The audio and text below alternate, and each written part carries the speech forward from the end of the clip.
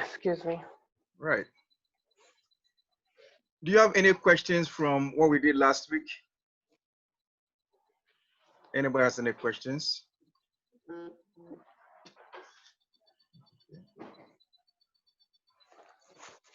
Okay. No, I could email you. I have questions, but I'm gonna email it to you. Sure. Thank Sure. you. All right. Yeah. Right. So for today, we want to begin with the science part, and then the second half we'll do math.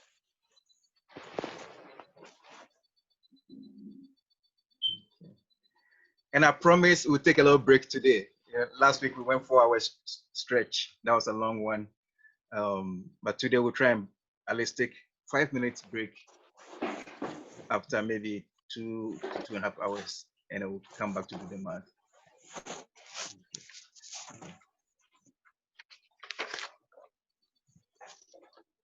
Okay, right. So let's begin today's lesson by looking at the blood composition and function. The blood composition and function. Okay.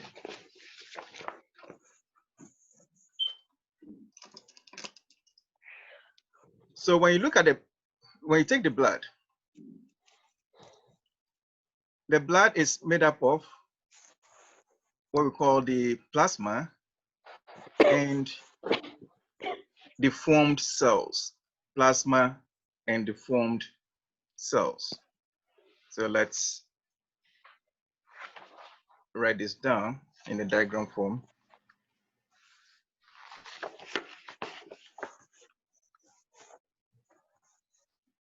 So the blood,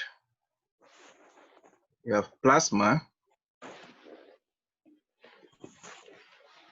and the formed cells.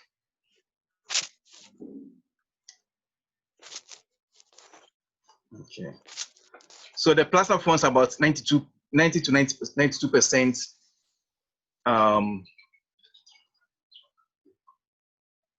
Let's put it this way. The plasma is made up of 90 to 92% of water with dissolved gases such as oxygen, carbon dioxide, and carbon dioxide.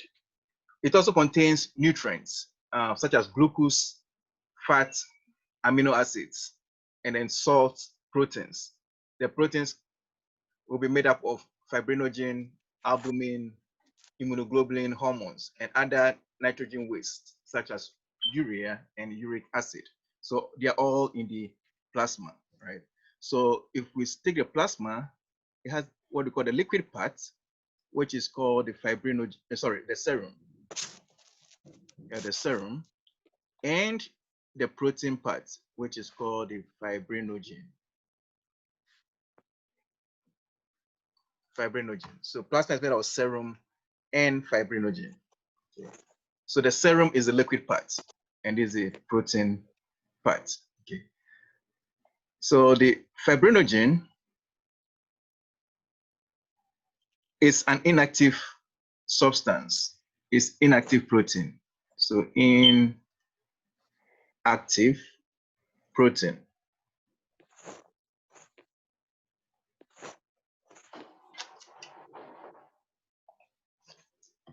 And it's involved in clotting of blood. So it becomes activated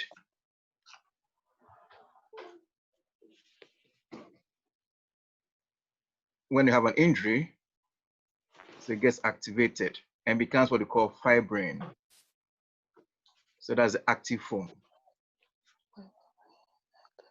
Okay. And the fibrin is what causes blood to clot. So clotting of blood. Okay. So if you see fibrin or fibrinogen in the question, think of clotting of blood. Clotting of blood. Okay. Clotting of blood. Clotting. Yes, fibrin, blood clots. Inactive form, fibrinogen. Okay, blood clot. So that's a quick summary for that part. And then serum. Serum is a liquid part. Okay, so liquid part of the blood that does not clot. You know. In other words, if you take out the fibrinogen, the serum will not clot. The serum will not clot. Okay.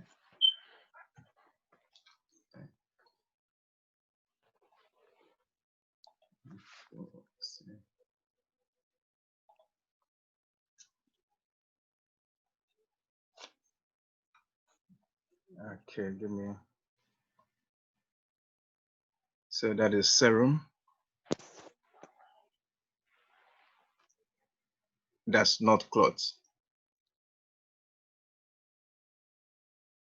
Okay, because you've taken out the fibrinogen from it. Okay, so if somebody is bleeding, has a bleeding problem, you don't want to give the person serum because the serum is not going to clot. You don't want to give something that contains fibrinogen. Either you give plasma or you give fibrinogen. Okay. Okay, good.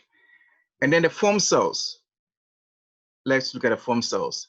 So the foam cells will be made up of the white blood cell. Let's go to the foam cells here. So we have white blood cells. So WBC for short. Another name for white blood cells, as we know, is called leukocytes. Same as leukocytes.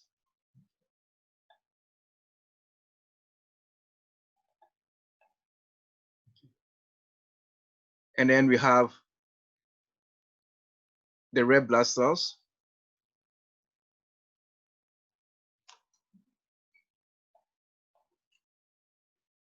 Red blood cells.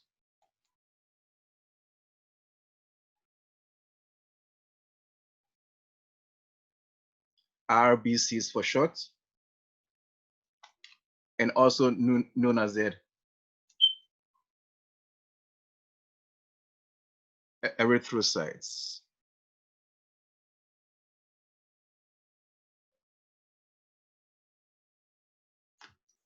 Erythrocytes.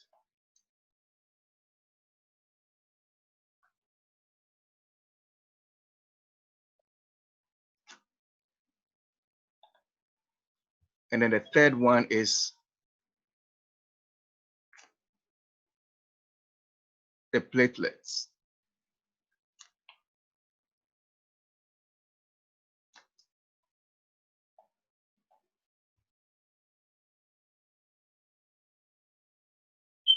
Also known as the thrombocytes.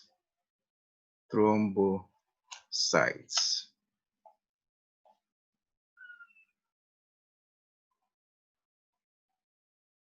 Okay, right.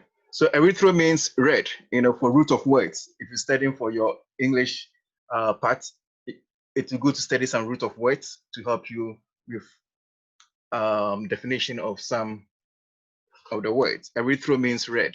Erythro, red. Leuco means white. Leuco, white. Erythro, red. Anything for erythro means it's red. Thrombo has to do with clotting, like thrombosis. Thrombo. Okay. All right. So these are cells involved clotting. Right. So under the white blood cells, there are different groups. So let's quickly look at the groups here. We have what we call the neutrophils. Neutrophils.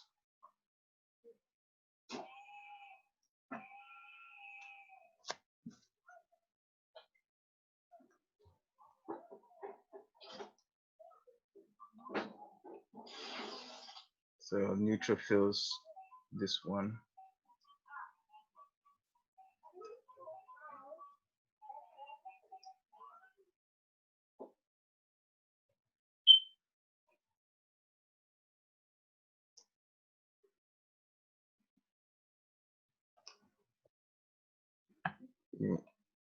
Let me get rid of this here.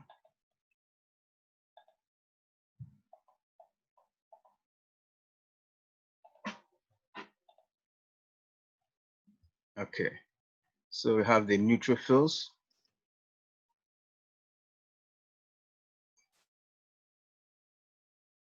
Then you have the what we call the eosinophils.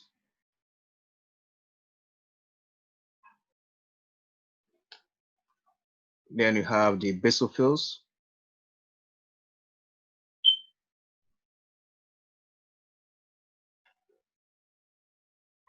You have the monocytes. And then the last one is the lymphocytes.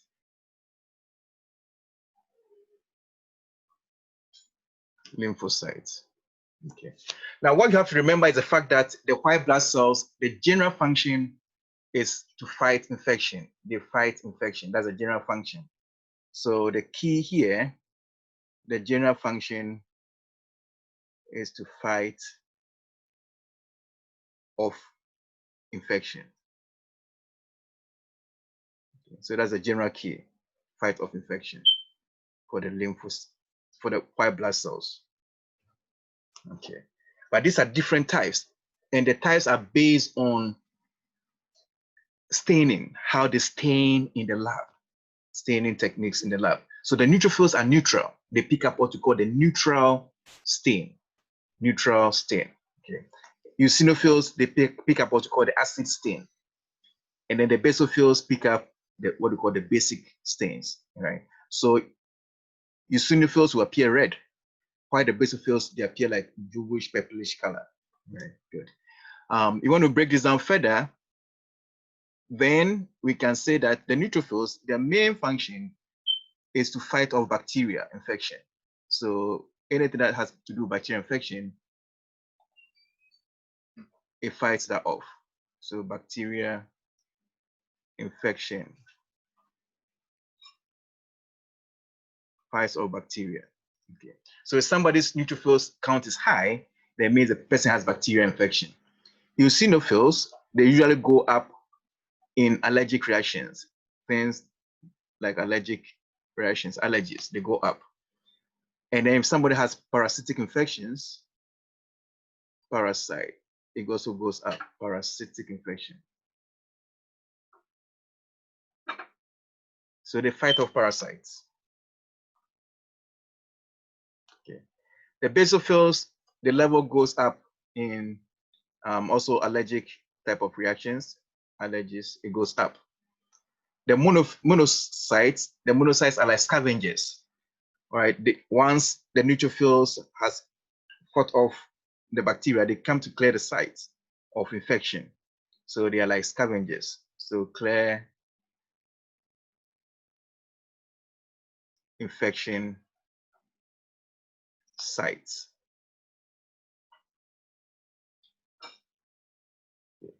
They also fight off, like let's say like cancer cells, right? They also fight them off. Okay.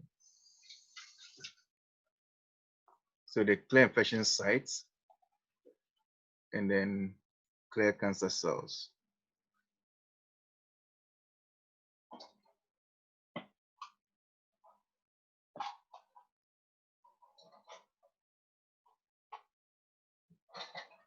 Okay. And then the lymphocytes, they go up mainly in viral infection. The fight of viruses. Okay. So this is a quick overview of what the white blood cells do. So the main thing is to remember that they fight off infection. Okay. They fight off infection. You want to be more specific, and then this will be some specifics to know. Okay. Right. Then the white blood cells, sorry, the red blood cells. The red blood cells, they will be involved in transportation of oxygen transport. So this will be oxygen transport. Let me use a different color for that. So that will be oxygen transport. Let's see.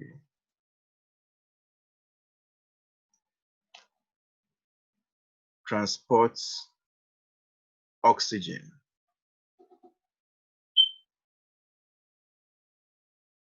Okay.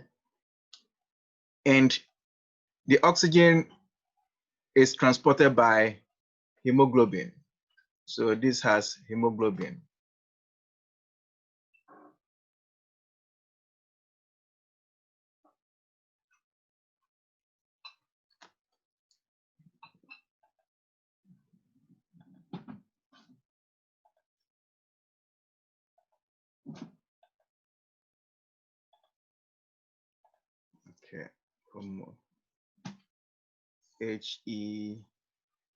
hemoglobin. Okay. All right. So remember that hemoglobin, heme, means iron. The heme means iron. And globin means protein. So hemoglobin is made up of iron and a protein part.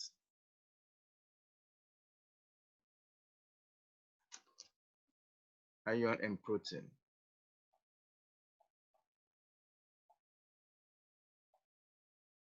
So that's hemoglobin. So if somebody's iron level is low, then the person will not produce enough hemoglobin, and that's what we call the anemia.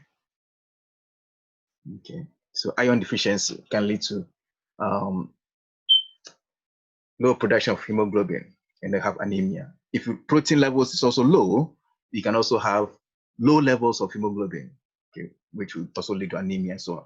There are so many causes of anemia. When you start your nursing classes, pathophysiology, they'll talk about different causes of anemia.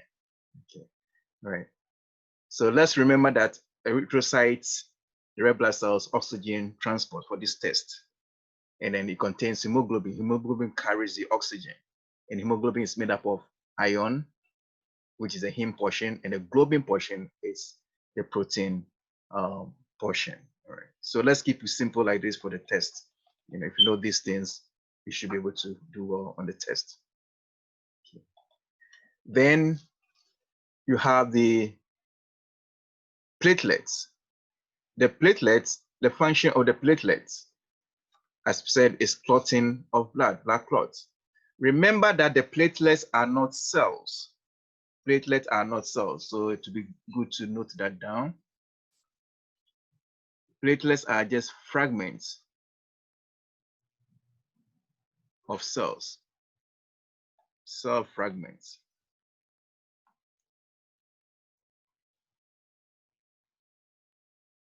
Fragments of cells.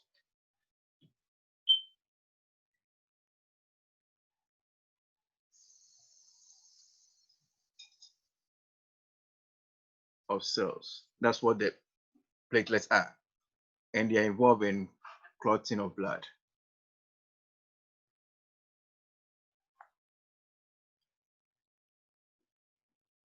Clotting of blood.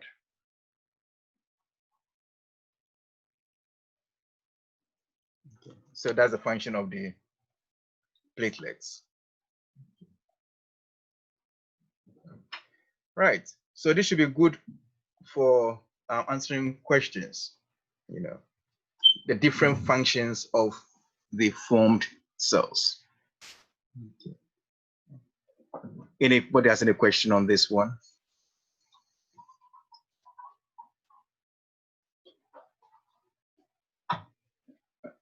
Okay, so let's go back to the notes here.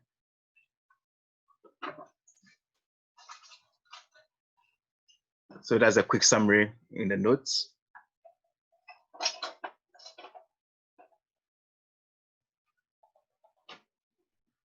Right.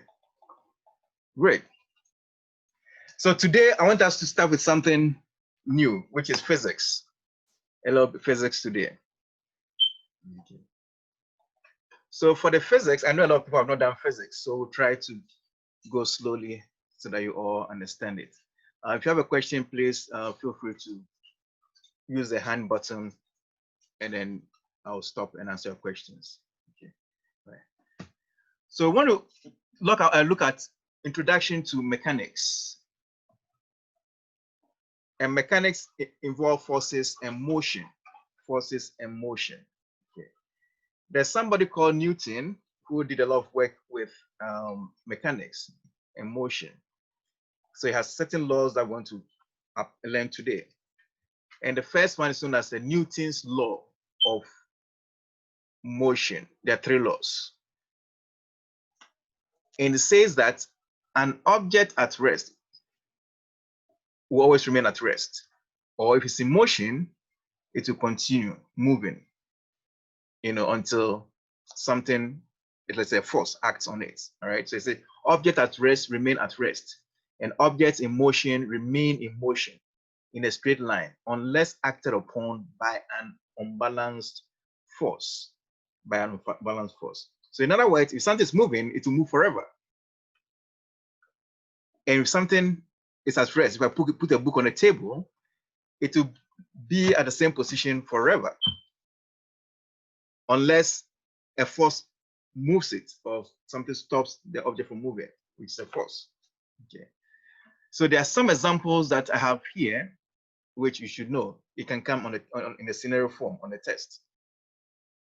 So passengers, the first one says, passengers in a bus move at the same speed as the bus. When the bus comes to a sudden stop, the passengers will keep moving or thrown out in a straight path at the same speed and would only be stopped by the windshield, which will be the opposing force. So the windshield will be the opposing force that will stop the person from moving. Otherwise, the person will keep moving forever. So that's the idea of the first law. Okay. And then the second one, which I just stated, a book on the table will stay in the same place forever unless acted upon by an external force such as push or a pull. Okay, so that is Newton's first law. Okay, so if I give you this scenario, then you can match it to the first law. Then the second law says that the force acting on an object is equal to the mass times acceleration. In other words, the force is proportional to the acceleration and the mass. That's what this statement means. It means force is directly proportional to acceleration or mass of the object. Okay. That is Newton's second law. Yeah. So F is equal to ma.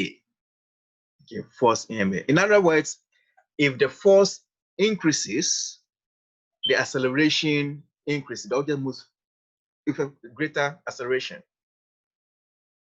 Okay. If you increase the mass, it means the force will also increase. So that's a direct proportionality. Okay. So know this formula. We'll be applying this formula soon. F is equal to ma for short. Force is equal to mass times the acceleration. Okay. And we'll talk about what acceleration means soon. Okay. So the explanation I have here, 3 of them. The force on an object is directly proportional to its acceleration and mass. 2. This means that as the acceleration increases on a fixed mass of an object, its force also increases. And the same applies to increasing the mass.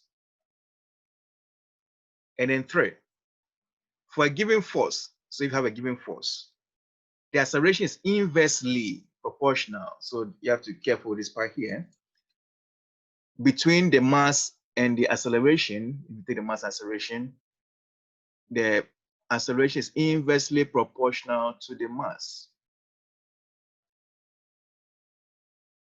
In other words, if you increase the mass, then the acceleration would decrease, right? Inverse relationship means in opposite directions. Mass up, velocity, acceleration goes down. The objects are going to move slow or slower. Okay. If you compare the acceleration and the mass. Okay. So that's where the inverse proportionality is. But when you compare that force with acceleration, as the force increases, acceleration increases. If you compare force with the mass, as the force increases, then the mass, it's like as the mass increases, the force increases. You know, that's also direct proportionality. Okay. So let's keep this for now. F is equal to ma. We'll apply it to some problems. You can be given the force and given the acceleration, you should be able to find the mass. Or given the mass, given the acceleration, you should be able to find the force, and so on. Okay. So let's keep the formula handy. We'll apply it to questions. Then the third law.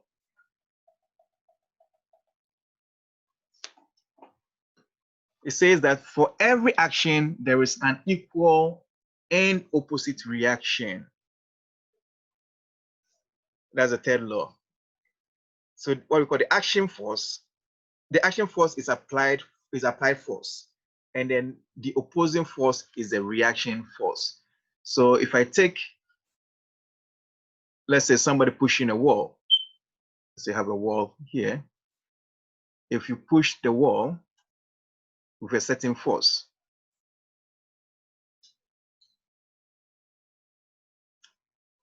the wall also pushes you back with the same amount of force. That's why the wall doesn't move. If somebody's standing on the ground, your weight, the weight of the person is the force acting on the ground. Now the ground also pushes the person back with the same amount of force. That's why the person doesn't sink. So they are both equal. So if you push a wall, the wall also pushes you back with the same force acting but in the opposite direction. So opposite direction, they are opposite. Okay. 2, as you stand on the floor or ground, you do not sink because the ground is pushing you back with the same force in the opposite direction. Okay. That's why we don't sink. So that's action and reaction forces are equal but opposites. Right? So those are the 3 laws discovered by Newton, the 3 laws of motion. Okay. Okay. So how do you apply this to a question? So I have some few questions here. Yeah. Which says that the engine of a train of mass 800 kilograms, which is traveling along a straight horizontal road, is producing a driving force of 1200 newtons, assuming that there are no forces resisting the motion. Calculate the acceleration of the train. Calculate the acceleration of the train. Okay. So as we said, if we look at this, we're given the mass. That's the mass is given, 800 kilograms. You'll be given the force. The unit of force is newtons. All right, I'll talk about some units that you have to know shortly. So Newton is the unit for force. So 1200 newtons is given. And the question says find the acceleration. Okay. So something like this, quickly your mind have to come into to the formula, the relationship between mass, force, and acceleration.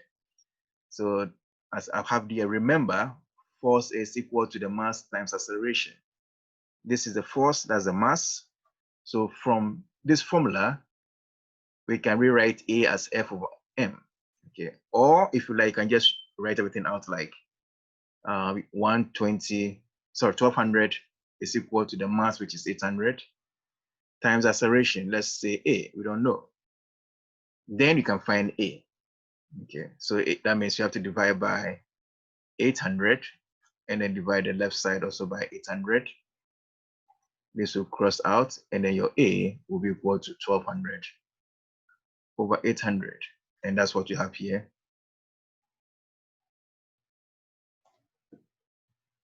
$1,200 over 800. I think I made something. This should be.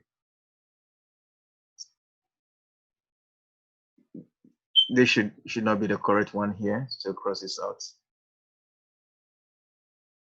So it's 1200 over 800, and then that gives us divided by 800. So we have 1.5. So this should be 1.5.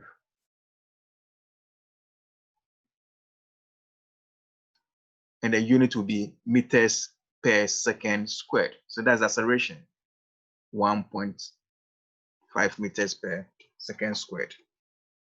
Okay. So that's how you apply this formula. Okay. And then similar question, number 2, very similar. So the van is pulling a car of mass 1,500 kilograms along a straight line, straight horizontal road. The only force which affects the motion of the car is the tension. Tension is the force. When it's a tension, this is the force. That's the force. In the horizontal tow bar, calculate the acceleration of the car when the tension is 750 newtons. So the same thing. You know the force, which will be 1,500. So this should be 1,500. 1,500 here. Then the mass. No, sorry, the force is 750. This is 750. Pardon the typo that I have here.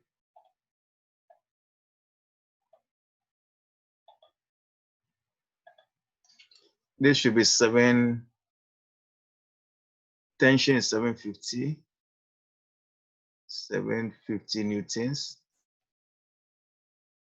Then the mass is 1,500. This should be 1,500.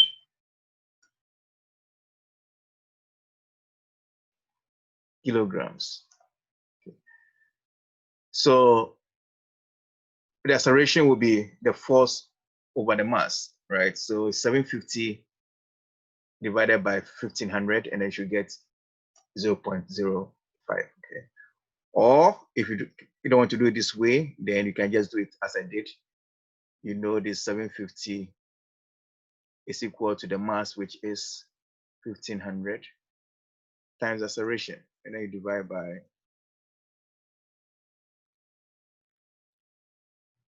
You come up to the same thing.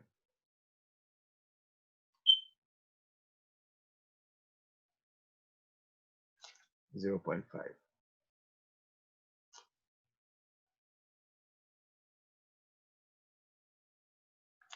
Okay. All right, so that's how you use this formula. So please write that formula somewhere so that you can remember to use when you have a question. Okay. So that's Newton's second law applied. Newton's second law. Okay. Any questions on that one? Then Newton's second law.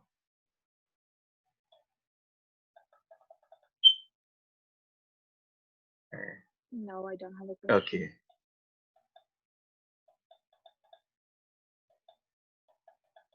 All right, so let's move into some other things here under this. Right. You also have to know certain terms. These are quantities used in science, and these are the known as the scalar and vector quantities. You should be able to identify them in questions. Right? Usually they ask which of following is a vector quantity, which of following is a scalar quantity. So scalar quantity. This is a quantity that has only magnitude. So quantity with only magnitude. That's size. Magnitude just, that means size. Then we are dealing with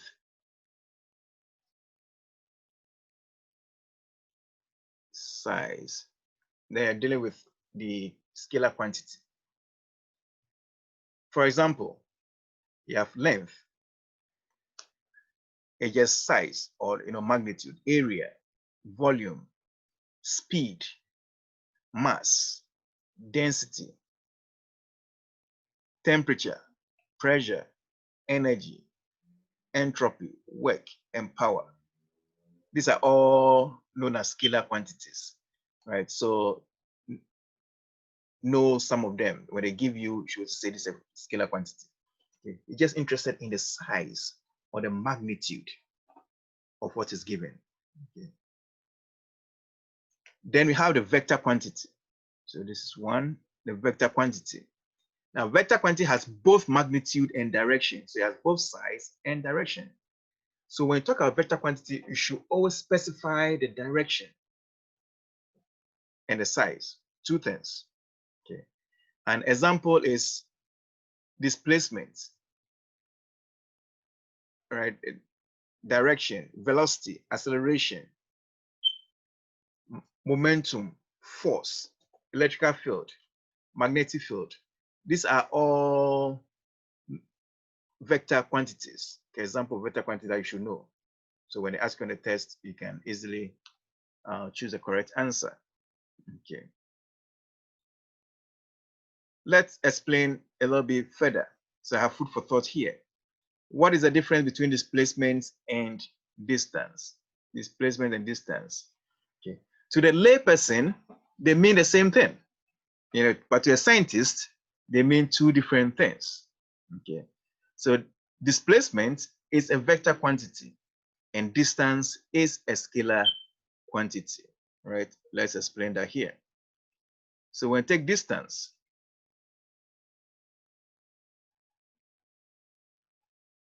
let's say that I tell you that I traveled 10 kilometers or 10 miles. Let's use miles.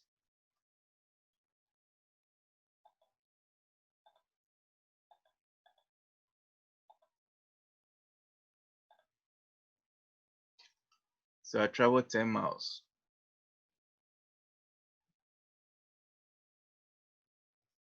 That would be my distance, right? 10 miles.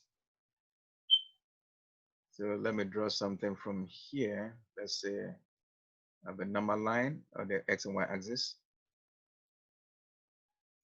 And I travel along here 10 miles up to here.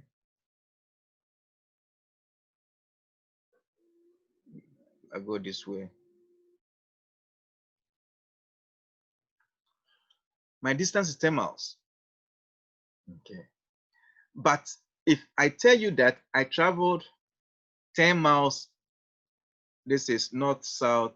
So you have north, south, east, and west. 10 miles west or east, this is east. Then that will be my displacement. So the displacement, I have to say I traveled 10 miles east.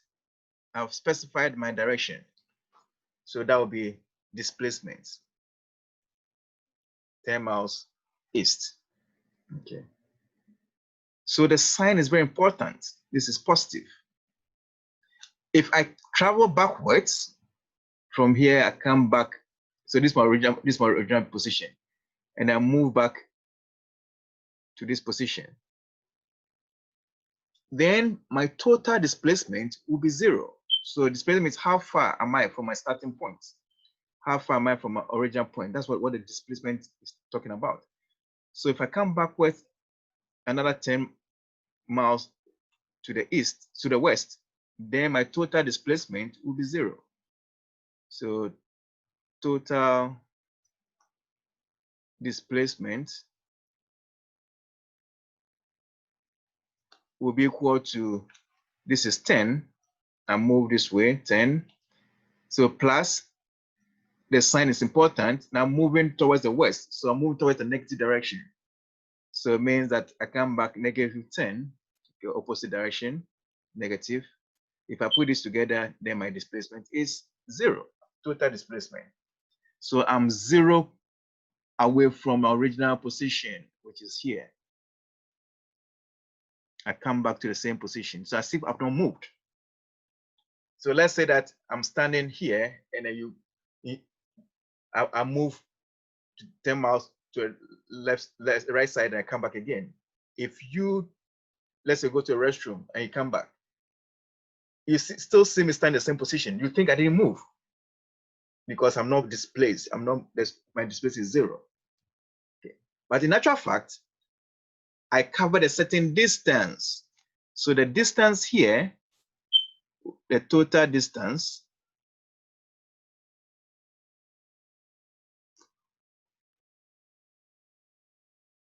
which does not take into consideration the direction or the sign, will be 10 plus 10. So the distance I traveled 20 miles. Okay, that's how far I traveled. 20 miles in all. Okay. So note the difference between displacement and distance. Distance is a scalar quantity. Direction is not important. While displacement is a vector quantity. The direction is important. So size and direction matters. Two different things. Okay. The same with velocity and speed. Speed. If somebody travels when it takes speed, speed is a scalar quantity. Okay, scalar. So I can say that I traveled 2 miles per hour if that's my speed. That is scalar quantity. But when you take velocity, velocity is like speed, but the direction has to be specified. So velocity is a vector quantity. So I have to specify direction. So it's like saying I have to travel 2 miles per hour, maybe north. Then that is your vector quantity. Okay, so two different things. They looks alike. It seems the same to a layperson, but to a scientist, they are two different things. Okay, just like distance and displacement. Okay. Direction is important. So when you're dealing with forces, you're dealing with a force or forces, you always have to mention which direction the force is acting. The direction the force acting. And we're talking about forces shortly after I go through some few things. Okay. Right. So know some of the examples for scalar and vector quantities. Okay. Then some important formulas to know. One of them is distance. Remember that distance is speed times time. Speed times time, distance. Same as the math distance formula. Or some people use it the rate times time. Okay. Now, this is the same if you talk about displacement.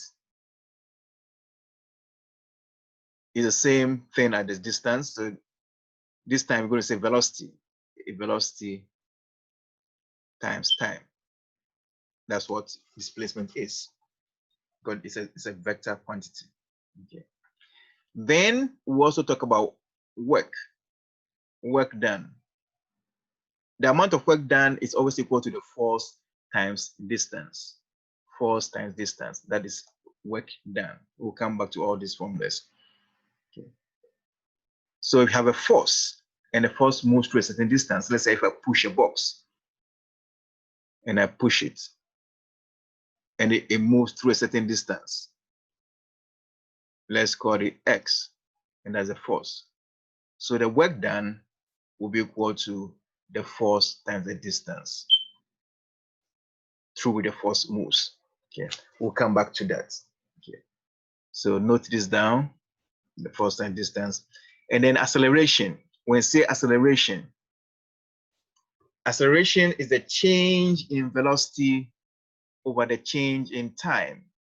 Change in velocity over change in time. So if you know the initial velocity, you know the initial time, you know the final velocity, you know the final time, you can always find acceleration. Okay, so this is like dealing with the math formula slope. If you remember your slope, that is what this represents, slope of a line.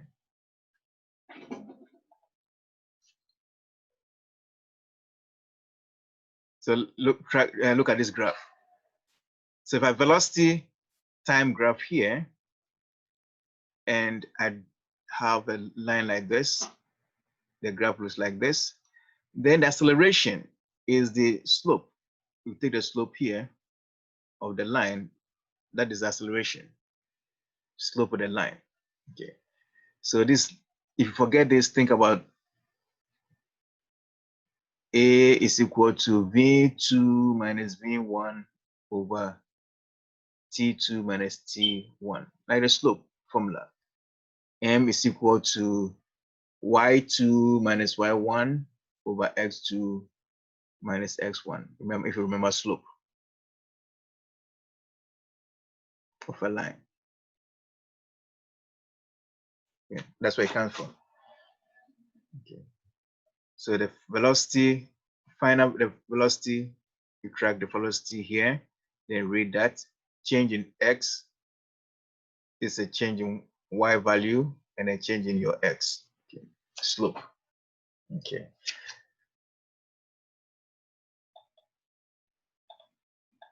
So sometimes in a question, they draw a graph like this for you. So that's why I put this graph here. And then they ask you to identify where, let's say, the car is accelerating. So accelerating means you have a positive slope. So this is here, acceleration, this is a positive slope, accelerating. Okay, positive slope. So you have a positive slope, it's accelerating. Positive slope represent acceleration.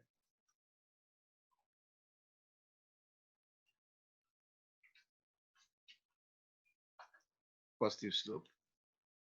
Now, if the slope is 0, remember 0 slope is flat, horizontal line, 0 slope. That means horizontal line. Then it means that it moves a constant acceleration. Acceleration is not changing. Okay, constant.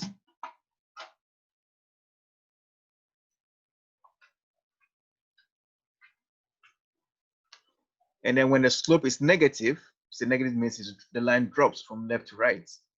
So negative slope. So it means that it's slowing down. So it's decelerating. So deceleration. Okay. So you have a graph like this, think about it this way. Positive slope acceleration, 0 slope, moving a constant acceleration, constant velocity. Constant velocity. Let me change this here. Let's change this word here to velocity. The velocity is not changing. That's why it's constant. It's constant velocity. So write this at constant velocity. It's a constant acceleration. Okay. Okay. And the negative slope, deceleration, decreasing. Okay. So we see this when we go to the textbook. We'll see some questions like this. Great. All right, so I have a little note here. What I just wrote down is also on the paper. So positive slope means the car is accelerating, that is the velocity is increasing with time. 0 slope means the velocity is constant, that is not changing with time. And the negative slope means the car is slowing down, that is the velocity is decreasing with time. Okay, that's what I just put down. Okay. Then I also want you to know the units. They like to ask units for certain quantities. The unit for work is joules. Joules, that's the unit for work. The unit for force is newtons, N for newtons. So we see 5 newtons, 10 newtons, unit force. Then velocity, the unit will be meters per second. And time, usually in seconds. When we talk about you're dealing with problems, as what we call the SI units, we try to work in seconds. Okay. Acceleration will be meters per second. When you think of acceleration,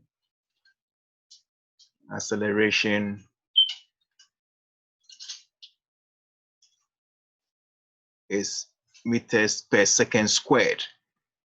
Per second squared for acceleration. Okay. All right. Okay. Right. Let's look at some questions on forces. The type of question that they ask you on forces. The first example I want to look at is forces acting in the same direction. So one type of force acting in the same direction, like this one. So this is same direction here.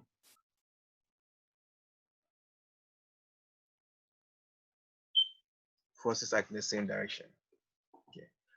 when you have forces acting in the same direction, you have something called the resultant force. Resultant force means the net force. What is the net force on the object? Okay, net force. So the net force means the effective force. The effective force. So think about this like a pool. You know, we have an object, and the force acting on this, you are pulling with force of 2 newtons. Somebody else is pulling with a force of 1 newton. Same direction. Okay, same direction. So the net force or the resultant force will be equal to the sum of the 2 forces, 2 plus 1. So the effective force or the net force will be 3 newtons. Okay, so it's like you are helping the person pull, so the forces add up. Okay, so the key point I put here is forces acting in the same direction, add them to get the resultant or the net force.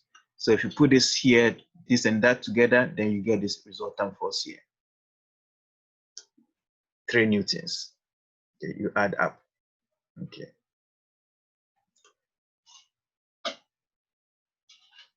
So that's the first scenario. Okay. Now the second scenario, before we come to the one in the middle, let's look at this one. Second scenario here, forces acting in opposite directions.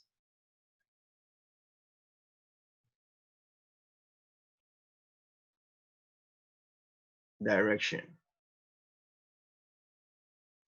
Second scenario. So let's take, I have object. We are pulling with 1 newton, that's 1 newton here. The other person is pulling the opposite direction, 2 newtons. Now what will be the net force? Now in this case, the forces are opposing each other. Somebody is pulling, the other is pushing. Someone is pulling one direction, the other is pulling the opposite direction, right? Opposite directions. It means that the bigger force has to overcome the smaller one. It's like a tug of war. So the one that is stronger is going to overcome the weaker one. So 2 newtons person is going to pull the 1 newton person with an extra force towards this direction.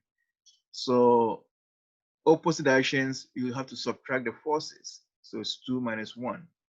So you get 1 newton. Okay. So in which direction is this force going to be? It's going to be in the direction of this greater force, right?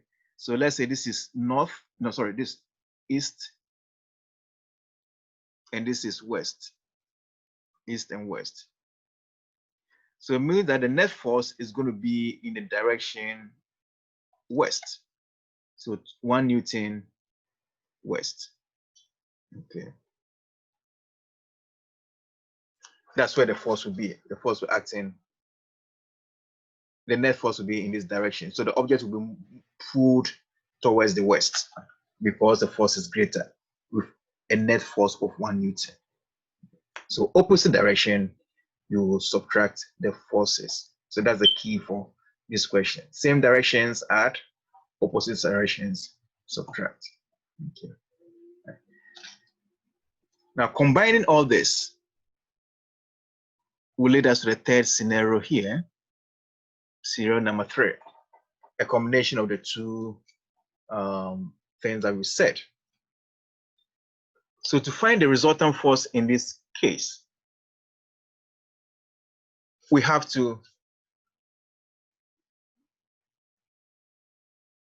add up these 2 forces acting in the same direction, right? Let me write that down here again.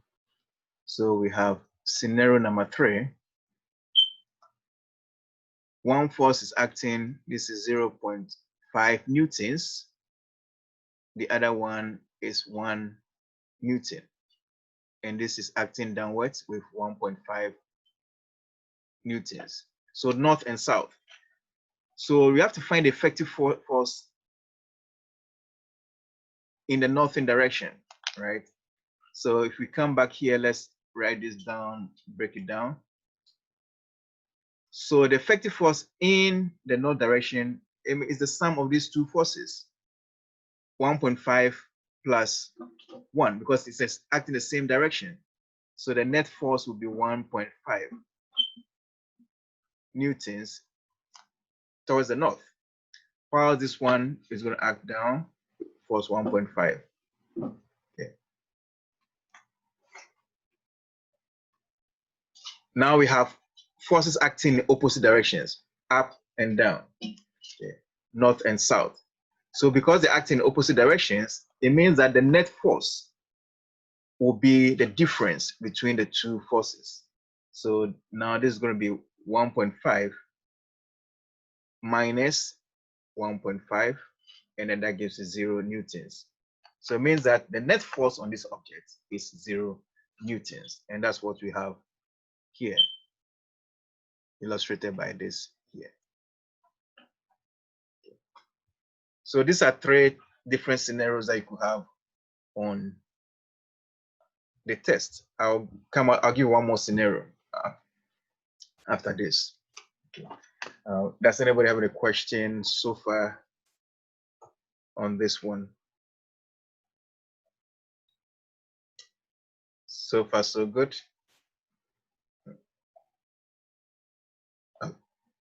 All right.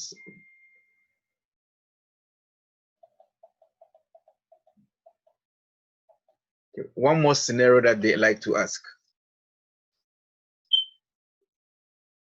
So that scenario looks like this. So I'll call it maybe scenario number 4.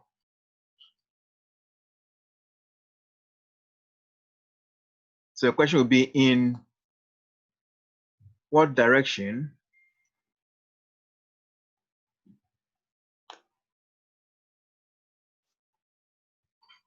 will the resultant force be?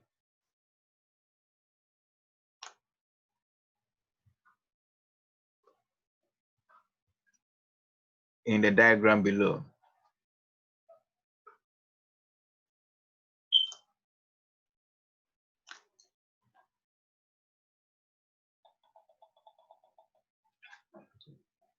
So let's say that you have a force acting, let's say 6 newtons north, 5 newtons in the east, and then probably 4 newtons towards the west, and maybe 2 newtons south. So these are the forces acting on objects here. So this is a little bit complex. If they ask you to find the magnitude of the resultant force, you have to apply some more trig functions and so on. Okay. So when it's like this, they'll ask which direction would the resultant force be. Okay. So to do this, you're going to find the resultant force in the north and south direction first. Then you find the resultant force in the east and west direction. So in the north and south direction, let me use a different color here. The resultant force here, north and south direction, since they're opposite directions, you have to subtract the forces. So the net force will be 4. So this is going 4 newtons acting towards the north, where you have the greater force. South, west, sorry, the west, east and west, find the net force east and west. So when I take the east and west direction, the net force is going to be in this direction, 5 minus 4. So it's 1 newton go in this direction, because this is where the larger force is. So it's going to be in that direction. So 4 newtons up here, and then 1 newton towards the east. Okay, because opposite forces you subtract. So what will be the resultant force? One is acting 4 up, 1 towards the east. So assuming the object, there's a force acting on the object here. If you look at this, the object is going to move somewhere in between this. You'll move somewhere in between. So resultant force will be somewhere in between. So the net force will be somewhere here. You know, this pulling up by 4, this is pulling there, the object is going to move in between like this. So that's where the net force will be. Okay. So for this question, the net force will be in the northeast direction. So the answer will be northeast.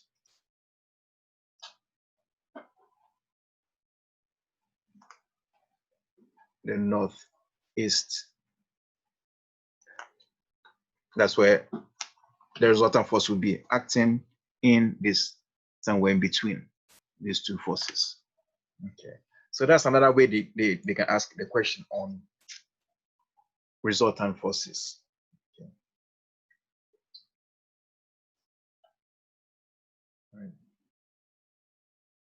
All right. So let's pause for 30 seconds for you to think through what we just done.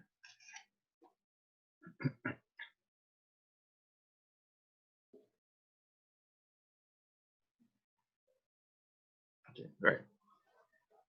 All right, so just let me test you quickly to see if you understood what I've been saying.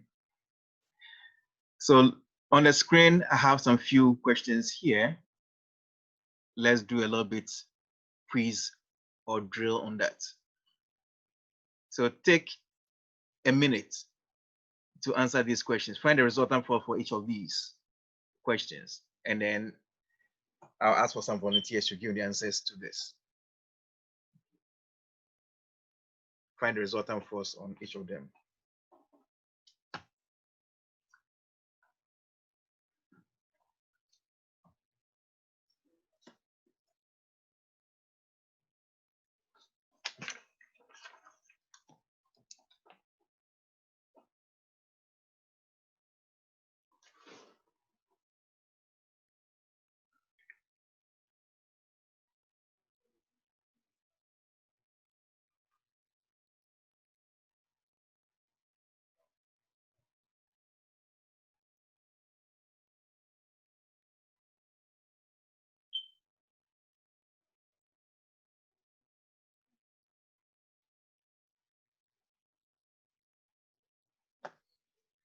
Okay, so let's see what you have. Will somebody volunteer for the first one? What will the resultant force for this first one here? 5 newtons west. 5 newtons east, right? Sorry, west. Correct. Yes, west. So this is 5 newtons west. Correct. So let's call this number 2 here. All right. Anybody who has the answer for that? 20 newtons south. 20 newtons down, right? So it's 30 minus 10. Opposite directions. So you're going to subtract. So it's 20 newtons south. Correct. Let's call this number 3. Any person? 30 newtons east. 20, 30, right? So it puts in the same direction. They act in the same direction. So 10 plus 20. So you have 30 newtons towards the east. And then let's call this number 4.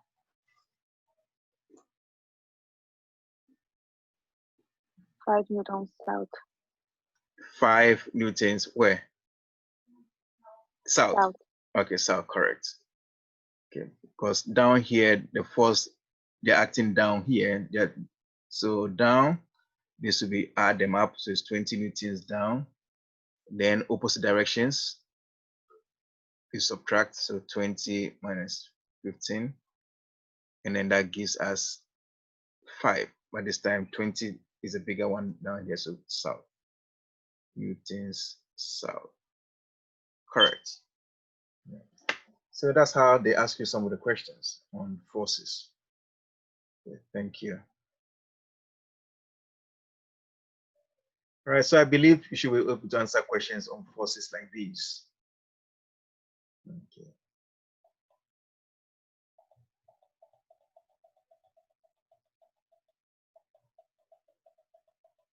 Okay, so discussion on special case, that's what I just did. The force is opposite to the one that I drew.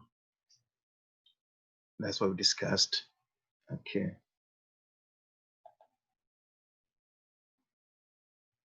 Right. All right, so let's look at the work done, which I spoke about it briefly. Interesting, I'm going to say interesting question. Work done. So as I said, one of the formulas I have to know is a work done formula. So work done, I said, is force times distance, right? So somebody's pushing the object that you have there, and the object moves through a certain distance. Then you have work done. Okay. The force is the push or the pull. Okay.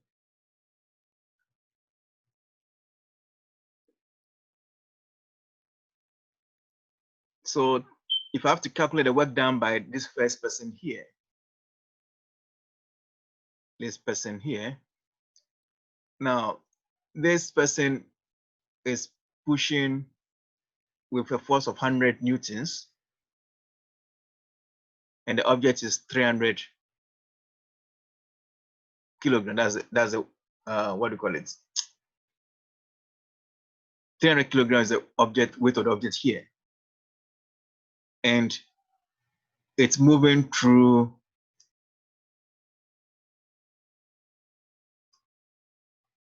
let's say, it moves through 10.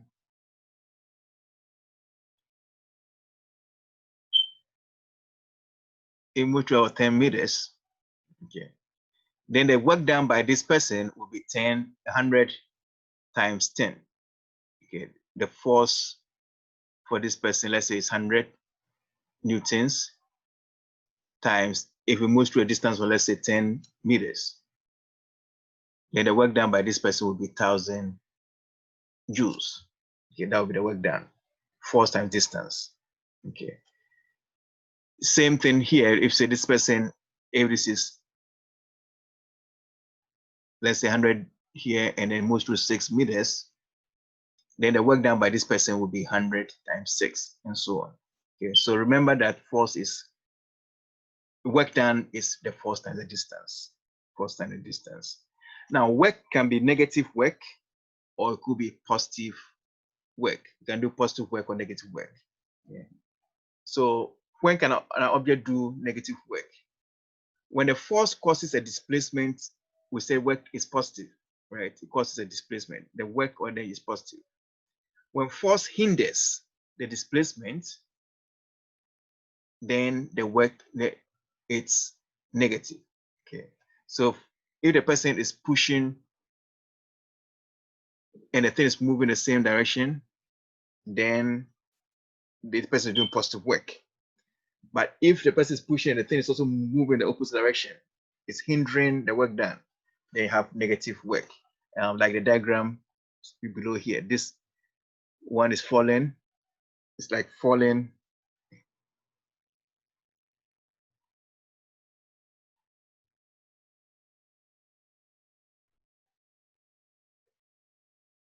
It's a positive work done, same, like going same direction, you know. But the thing is coming down, like falling on this person like this, then you have like negative work done. Like if there's no displacement, it doesn't move, then no work is done. Okay. And then the ability to do work is what we call energy. Energy. Ability to do work or energy. Okay. Now there's a question that they like to ask you. I believe we'll see that in the book, but I'll ask that now. If I have, let's say, a chair, and I have a table,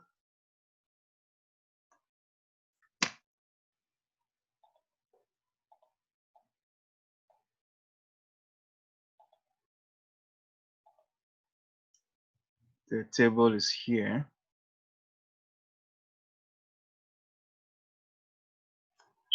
Let's say that the height of the table is maybe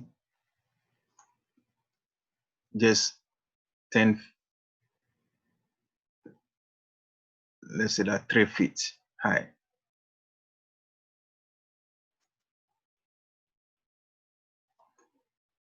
And I have a chair here.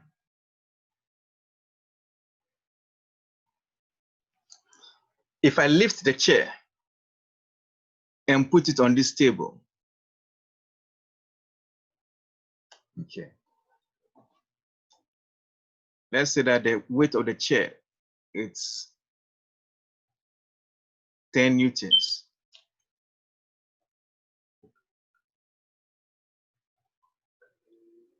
I put this on the table. A child also comes, a 2-year-old child, also lifts the same chair and put on the table. Who has done the most work? It's the same. Say it again. It's the same work The same work done. Okay, why do you say the same work done? because force and the distance doesn't change, and it doesn't matter how old was the child. Right, so same work done, that's correct. The reason being that the same force moving through the same height, same distance. You lift this and put it here. A child also comes, lifts the same chair, same force through the same height. So the same work has been done because work is force times distance. Same work done. Okay, so that's a common question that they also ask.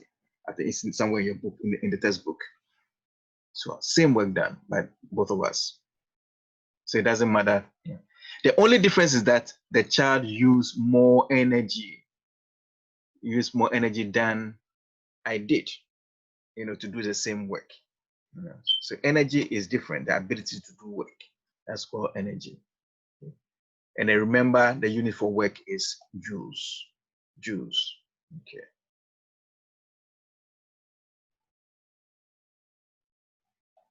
Okay.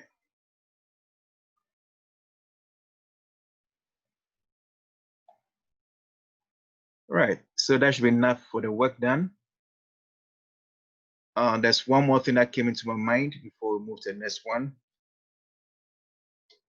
What is the difference between weight and mass? Difference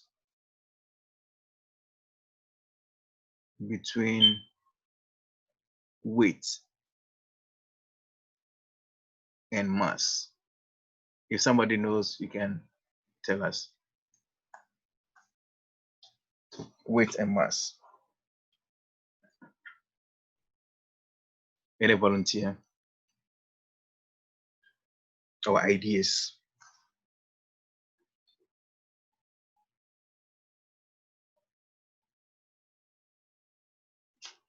Weight and mass. Okay, I don't hear anybody, so I'll talk. All right, so weight.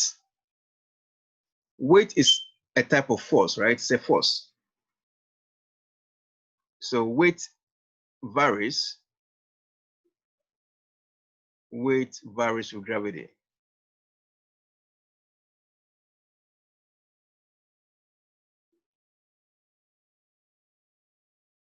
Okay. So we define weight as force. It's a force, and a force is equal to mass times acceleration. But this time we're talking about acceleration due to gravity, so we're going to use G.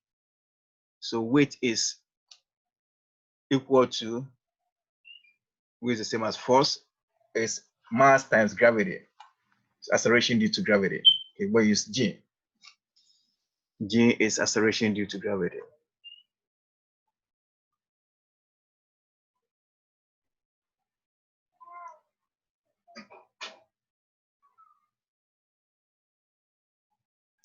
And usually the number is 9.8 meters per second squared. That's acceleration due to gravity. Okay.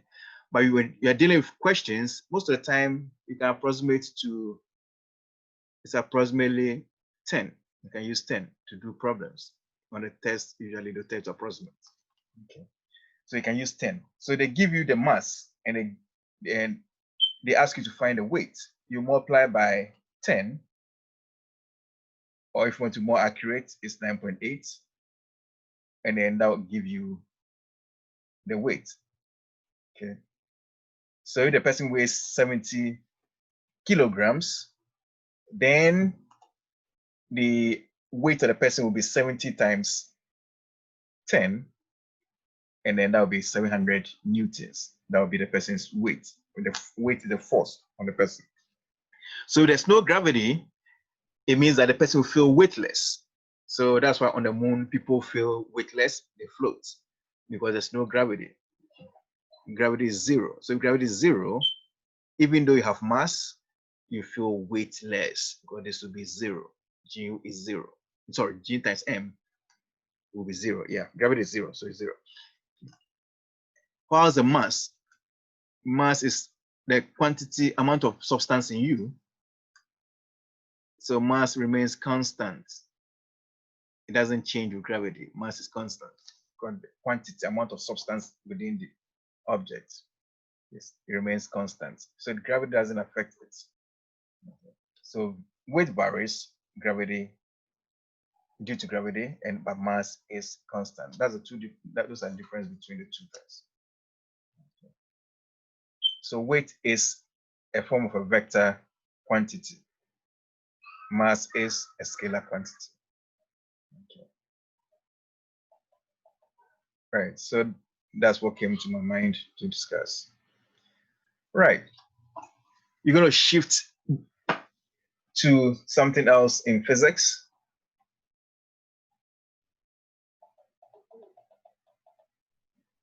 And then that is the types of electrical circuits. You should be able to identify electrical circuits, the different types when you are given them. We're not going to go into detail on electricity, but just a quick introduction. There are two types of circuit arrangements in electricity. How the wires are connected. Okay, that's a circuit. Okay. The first one is known as a parallel circuit. And then the second one is known as a series circuit. In parallel circuits, there's an alternate path to the flow of current if other paths are blocked. So note on the diagram below, the symbol R represents any form of resistance, such as a bulb. So this can be any, like a bulb or radio, TV, anything, any form of resistance. Okay.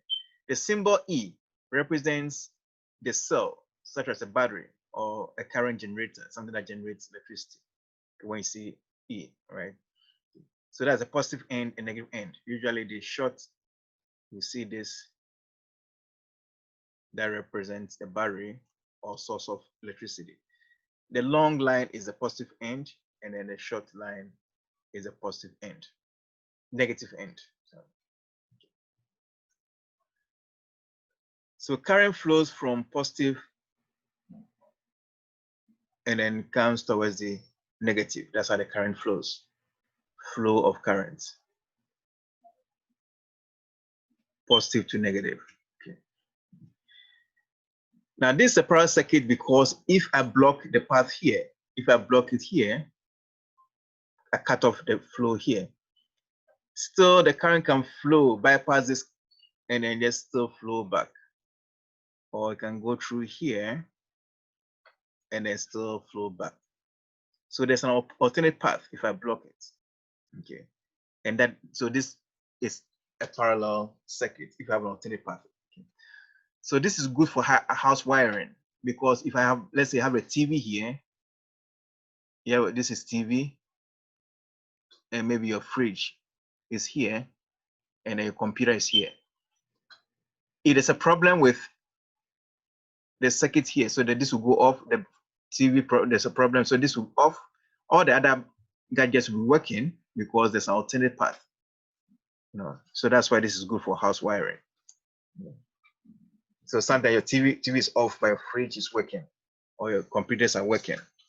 It's all because of parallel circuits. Okay. Then the series. the series circuit looks like this. There's only one path to the flow of the current, only one path. So if you block this path here, no current to flow. Okay, so this is a series circuit. Okay, so you should be able to identify these diagrams when you are given a question: parallel circuits and series circuits. Parallel and series circuits. Okay. Identifications. Let me draw one more thing here. If you see something like this in a circuit diagram, this is the switch, represent the switch. Okay, so if it's like this, that means it's off.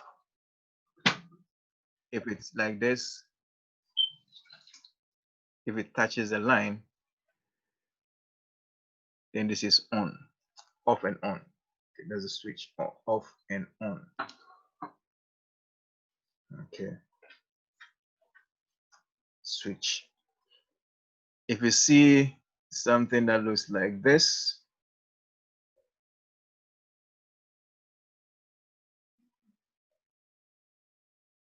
this is the bulb, represent the bulb. Okay. Now also know the different quantities used in electricity and the symbols, the units and the symbols. Okay. Current, we use I, the symbol I, the current, and the unit is known as the amperes. Amperes, we use A for ampere. So see 2 amps or 2A on a, let's say, bulb, it means 2 amps, the current that passes through. The resistance, R, for resistance, and the unit is ohms. The symbol for ohms looks like this. It's like omega symbol, ohm. You know, ohms. So that's how it looks like, ohm, like this, ohm. That's resistance. Then V for voltage. So the unit is V. Volts is a unit. We use V. So see 2 volts or 240 volts. That is the voltage that passes through, or 60 volts, the voltage. And then power, P, we use P for power, and the unit is watts. Watts is or the wattage, 60 watts battery bulb, or 100 watts bulb. That's how much power is needed for that bulb. Okay. And we use W. W for watts. Okay. So these are some of the units that you should also know for this test. Okay. Units. Yeah. And then what is the relationship between all these things? Okay, you need to know this formula here. The first formula is a voltage formula, 1 and 2, voltage and power. Okay, voltage and power.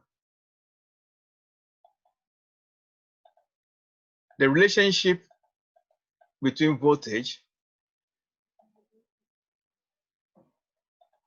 and the current is V is equal to IR. V is equal to IR. Current times resistance gives you voltage. Okay. So in the question, they give you the current and the voltage and the resistance, you should carry the voltage. Or if you have the voltage and the current, you should carry find the resistance, and so on. Okay. So have this formula handy. We'll use that in answering questions after our discussion. And then power, P is equal to VI.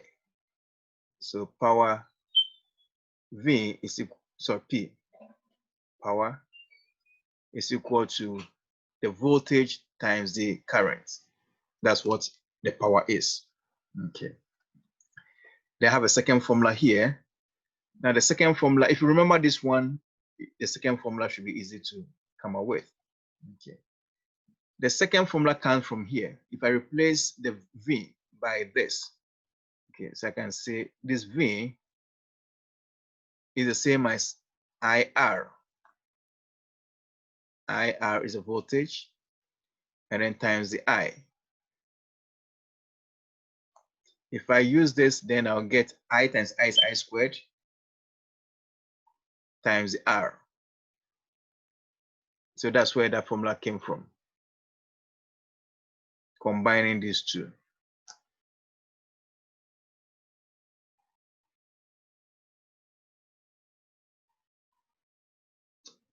Okay, let's see.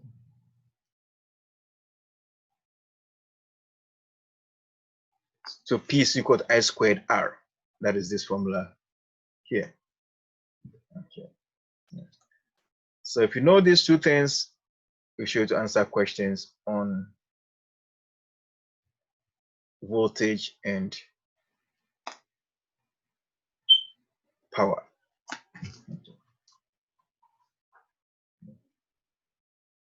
As I said, we'll apply that to a question, so I'll leave it like this for now.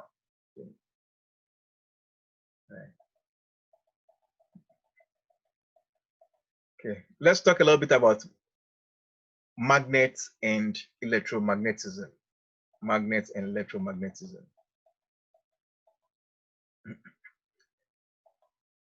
We all know what magnets are. Okay. They can attract iron. Okay. So what is magnetism? Magnetism, it's there's some if you take a magnet, let's take a magnet, let's say this is a magnet, a bar of magnets. The magnet has what we call the north and the south poles. Okay, north and south. Okay, north and south. There is an area around the magnet where you can feel a force. And the force is what we call the magnetic force. Okay, magnetic force.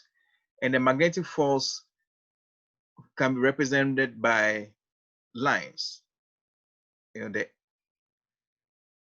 the lines move from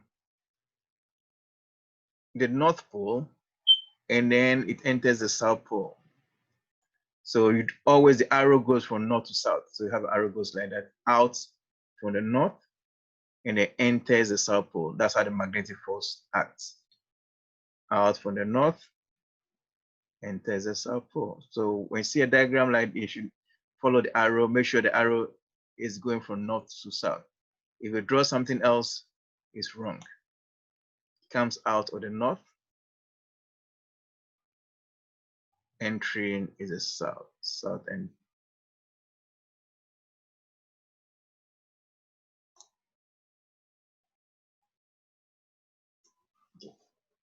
Okay. That's how the magnetic field lines are represented. Okay. So the north and south poles come about because if you suspend a magnet on a thread, it will rotate and align itself in the north and south pole of the earth. You know, that's how the magnets rotate. That's why you use the magnet. The magnet is used in a compass. You know, so that doesn't matter which direction you turn yourself, it always come back to the north and it aligns itself in the north and south pole of the earth. Okay. So all these lines here, the area in which you can feel if you can feel the magnetic force is what we call the magnetic field. The space around the magnet is the magnetic field. Okay, and these are called the magnetic field lines. Okay. So I have here, there's a magnetic field around the magnet. This is a mathematical representation of the interaction between the magnetic material and electrical current. If you put in the current, it is represented by magnetic field lines, which moves out of the north into the south pole. Okay, all right. And I just have a quick definition of magnet here. A magnet is an object that has a magnetic field. It attracts ferrous objects like pieces of iron, steel, nickel, and cobalt. The end of a freely pivoted magnet will always point in the north-south direction. The end that points in the north is called the north pole of the magnet. And the end up point south is called the south pole of the magnet. So like magnetic poles, sorry, if we take, now we can talk about what happens when you bring two magnets together. Okay, I think I have a diagram somewhere here. If you bring two north poles together, they will repel each other. So, or you say like poles repel. Okay. If you bring two opposite poles together, the north and south together, they will attract. Okay. So attraction occurs when they are opposite poles, and like poles repel. Okay.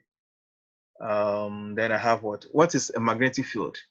The space surrounding a magnet in which magnetic force is exerted is called a magnetic field. So all this magnetic field, as I explained. The properties of the magnetic field lines or magnetic lines of force, as I said, the magnetic lines of force originate from the north pole of a magnet and end in the south pole. Okay. Then two, the magnetic lines of force come closer to one another near the poles of the magnet, but they are widely spaced at other places. So usually when you're drawing, like I said, they get closer and closer here. That's what I'm saying. And wider space in between. Okay. Then three, the magnetic lines of force do not intersect or cross each other. They don't intersect or cross each other. So that's a beautiful diagram here. Then four, the magnetic compass is, when the magnetic compass is placed at different points on the magnetic line of force, it aligns itself along the tangent of the line of force at that point. Okay. This one is more of electricity. Like if you put a compass here, that's how they got the direction.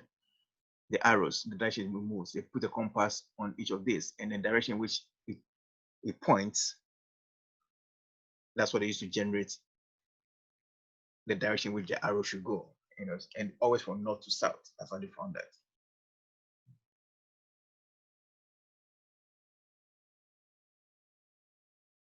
Okay, so this is a beautiful diagram. The one I just drew, but it's clearer if you look at this here. Out into the south, out from north into south, out north to south. Okay, that's a single magnet. Okay. Right, so for the interaction, this is how it's going to look like. We have north pole and south poles, you bring them together, you have a diagram that looks like this. The field lines will interact like this. Okay. So know the direction of the arrow again. We have a question that you can draw this with different, the arrows go in different directions. Always remember it's from north to south, north to south. Okay. So I'm going to redraw this again for you to see how it goes. So if I have a magnet, let's say this is the north and south, and I bring another magnet here, which is north and the south, opposite poles, there will be attraction. So the north arrow, the magnetic field goes from north to south like this attraction. North to south, the arrow points in that direction. Okay, then north to south, arrow points that direction, north to south. Okay, that's how it goes.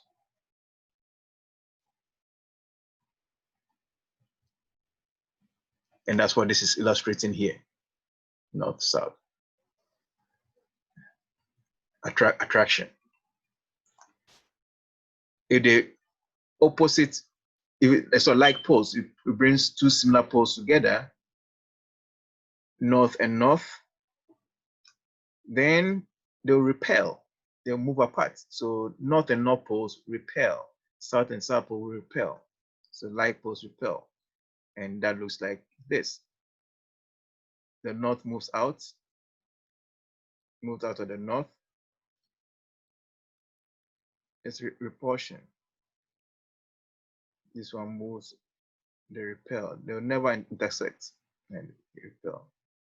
Okay. And that's what this is showing here. So move from the north to south. North to south. Something like that. Okay.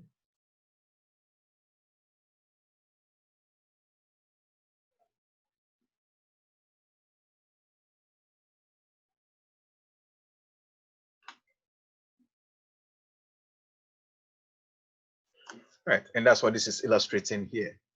Okay. That's what is here. Okay. If you draw more of the lines. Okay. So that's repulsion. So you should be able to identify this if you're given the question. Okay. Okay. All right. So that is how the magnet looks like, magnetic forces. Okay. Now this can be applied in what we call the electromagnetism. Electromagnetism. So when say electromagnetism, we're talking about the study that involves the use of electricity to create magnets and vice versa. Okay, so that is use a magnet to generate electricity. Okay, so electromagnetism describes the relationship between electricity and magnetism. Electromagnetism works on the principle that an electric current through a wire generates a magnetic field. When you wrap a wire around a metal object and then pass a current through the wire, that object becomes magnetized. Likewise, when you move the magnet within a coiled wire, it generates current or electricity. Okay, I'm going to explain this further to you in the diagram below. Okay, called the solenoid over here. Okay, so this is what I'm talking about here. I'll go back to the notes. But in this diagram, this is what I'm talking about. This can be done easily in the house. If you have a battery, you take, let's say, iron nail, and then you wrap the copper wire, this like a copper wire around this copper wire around the nail. You form what you call a solenoid. Okay, they call the solenoid. Yeah. When the current runs through the wire, this iron becomes a magnet. So this is going to become a magnet.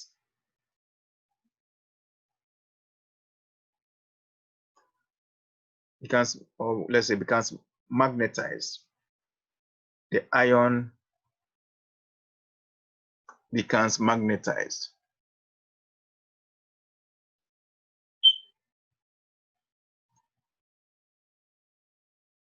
And that's what you call electromagnetism. Iron is magnetized.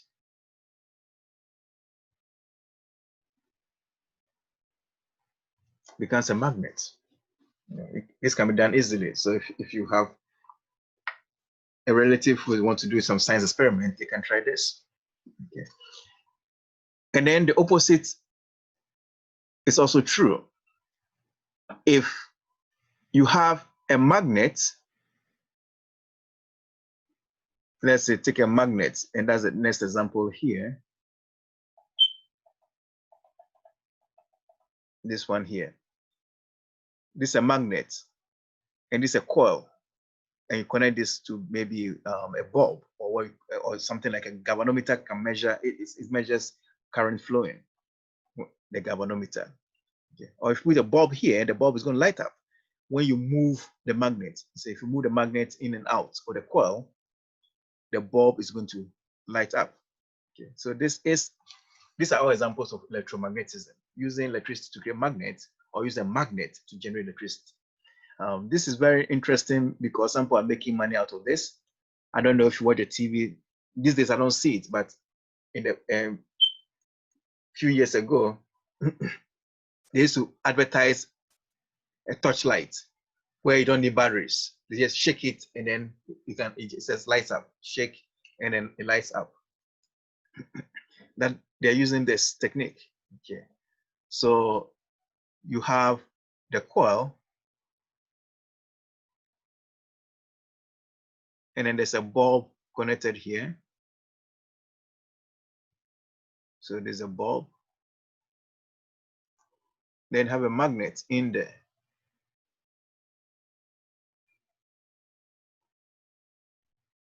So as I said, as you move the magnet in and out of the coil, then the bulb will light up as you move it in and out. Okay. So this is used, so in that touch, the magnet is within the coil around it. So when you shake the touch, you are shaking the magnet. So now we are moving the magnet in the coil, and that creates electricity, and then the bulb lights up. So you don't need batteries here. You can just shake, magnet moves, it lights, electricity flows, it lights up. You know, no battery forever. Okay. Then the same thing can if with the bicycle. You take the bicycle.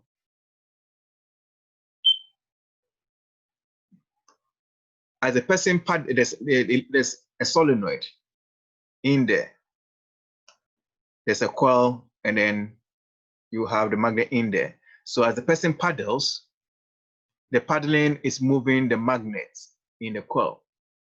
So as the magnet moves, you are generating electricity that causes the bulb to light up. That's why you see the bicycle light flickers. You see flickering because you're paddling, you're moving the magnet, current flows, it lights up. You paddle again, current flows, lights up, and so on, off, on, off. So it keeps flickering. That's what happens in the bicycle, red lights. Okay. So these applications of electromagnetism. Okay, so let's go back here to read the notes. So I said that what is solenoid? The solenoid is a coil, a long coil containing a large number of closed turns of insulated copper, a copper wire. A magnetic field is produced by the current carrying the solenoid. The strength of magnetic field produced by the current carrying the solenoid is directly proportional to the number of turns and the strength in the solenoid. So it means that as you increase the more turns you have, or the more coils you have, the greater the current that is generated. Okay. So there's a question like that where they ask you which of the following would increase the strength of the current in a solenoid. Okay, so more coils will increase the strength. Okay.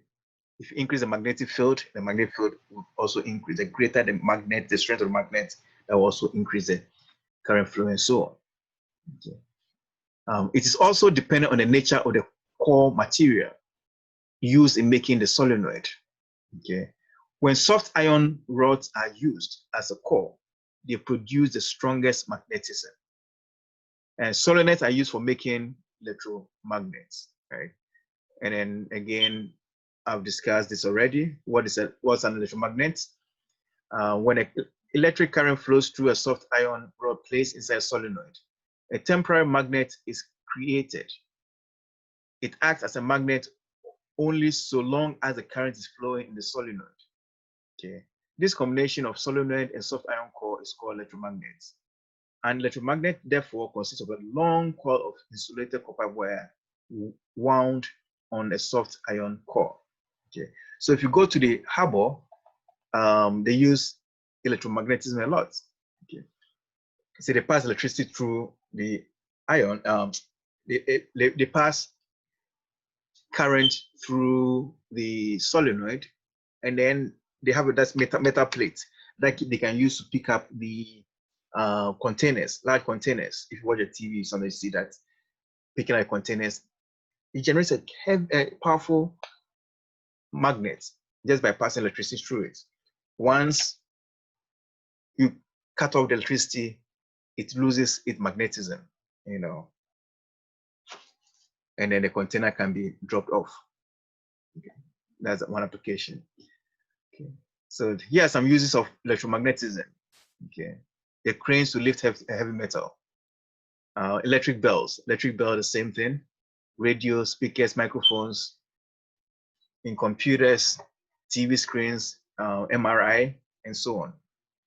They all apply the use of electromagnetism. Yeah. So you should be able to identify electromagnetic diagrams such as these. Okay,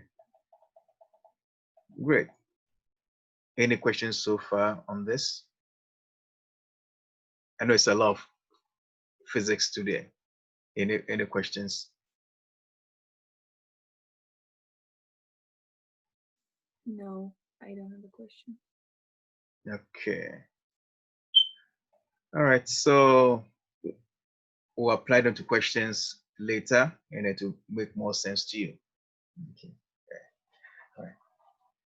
All right, let's shift our mind briefly to some, what do you call it? Chemistry. A little bit of chemistry now. And one of the things that you should be able to work on is identifying organic compounds. Identify organic compounds. Okay. I don't know if some of you have done organic chemistry already. If not, we'll still go through this. It shouldn't be difficult to understand.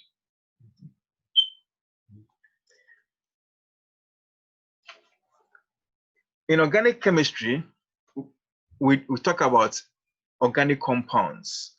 And organic compounds are compounds that contain carbon, hydrogen, oxygen, and nitrogen, and so on. But it's mainly carbon compounds, okay, and hydrogen.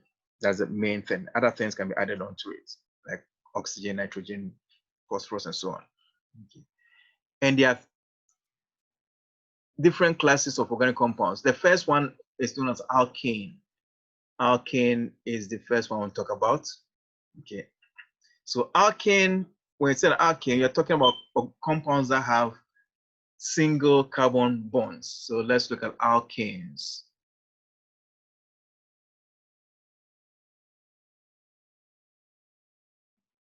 Compounds with single carbon-to-carbon bonds. Okay. So a simple alkane will look like this. I have a carbon, let's say joined to another carbon. Single bonds. Remember the hydrogen carbon always has 4 bonds around it, okay? 4 items. From chemistry, general chemistry, it can take on 4 different items around it to make it stable. Okay, so 4 bonds. So this is an example of an alkane. Since you have single bonds between the carbons, we call this an alkane. Alkane, right?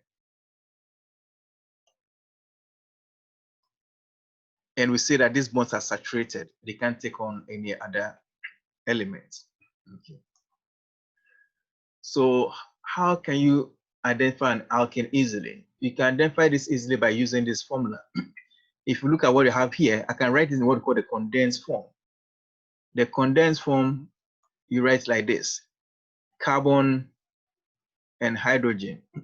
Count the number of carbons. 1, 2, 3. 3 carbons. So C3 means 3 carbons. How many hydrogens? 1, 2, 3, 4, 5, 6, 7, 8. So you have 8. So C3H8. This will be the formula for this compound here. Okay, it's called a condensed formula. Okay. Condensed formula. Okay. So for all alkanes, there is a formula that relates the carbon and hydrogen. So the formula looks like this: CnH2n plus 2. So if I have n number of carbons, the hydrogen will be, the number of hydrogen will be 2 times the n plus 2, 2 more than twice the number of carbons, right? So if we look here, 2 times the number of carbons, so C is 3, n is 3. So 3 times 2 is 6. 6 plus 2 gives you 8. So you have 8 hydrogens here. If you see something like this, then you know that you have an alkane. Alkane, right? 2 times the number of carbons plus 2 gives you the number of hydrogens for alkanes.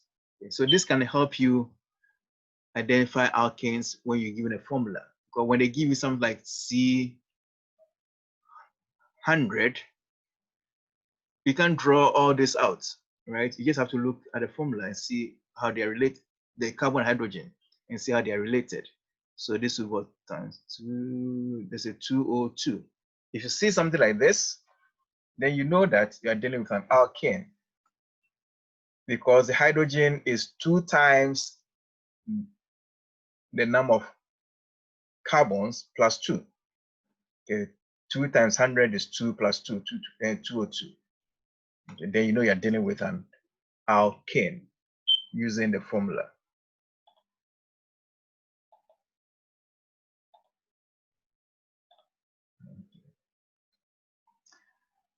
So this formula should have this handy. That's one. And then the second one is called the alkene, E-N-E, alkene. For alkene, so let's write this down here. You have the single bonds. You have it in the table already. Single carbon to carbon bonds. Now, alkene, that's the next one too. You have double bonds between the carbon, maybe one or two carbons. Okay. So double bond, double. So you have carbon to carbon bonds like this.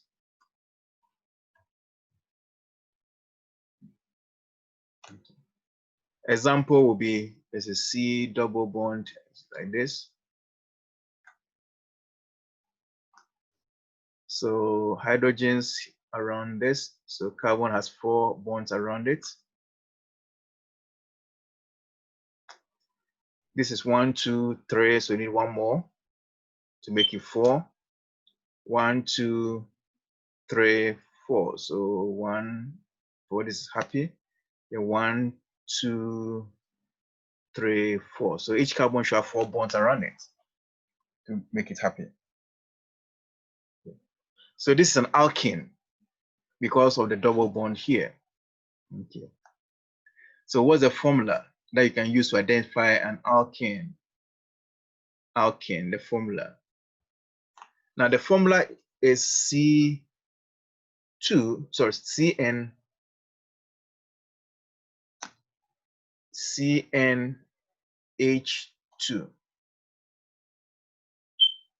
N. So CnH2n, that's the formula that you can use to identify an alkene. Alkene.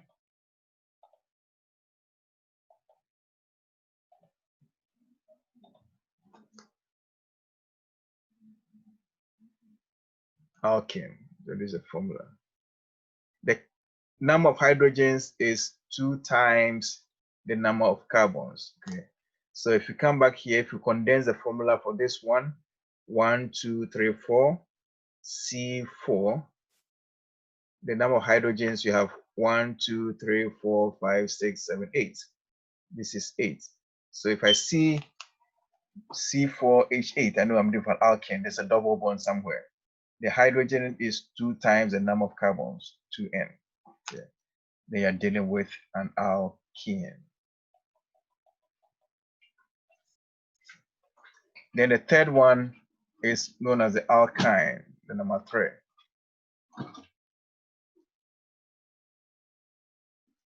Alkyne, triple bonds. Alkyne. So you have triple bonds between the carbons. So 1, 2, 3, somewhere. Example would be C1, 2, 3. So this is 3 here, so I need one more hydrogen. Yeah. 1, 2, 3. This is happy, 4 bonds. So this will need 1, 2, 3. So something like this is an example of an alkyne, because I have triple bond. Okay. If I condense the formula, this will look like this. So 1, 2, 3, 3 carbons. Hydrogens, you have 1, 2, 3, 4. 4 hydrogens. So C3H4. Okay. Now, how do I know this is an alkyne? Because the formula to identify this CnH2n minus 2. This times minus 2. So it's 2 times the carbons minus 2 gives you the number of hydrogens. Okay. Number of hydrogens. Okay. So if you look at this formula, 3 times 2 is 6. 3 times 2 is 6. 6 minus 2 is 4. Yeah. So that fits this formula here. That makes it an alkyne. Alkyne. Okay. So it's a way to identify compounds when you are given whether it's an alkyne, alkene, or alkyne. Before I continue with the other ones, let's test ourselves before I go back to the other ones. So I want you to tell me what each group will be. So question. If I write C, let's say 10, H20, C10, H22, C10, H18. Which group of organic compound will you place each of these? So that will be the question. Identify which group. Okay. So C10H20. Anybody who wants to volunteer to tell us which group? Which group would this be? Any volunteer?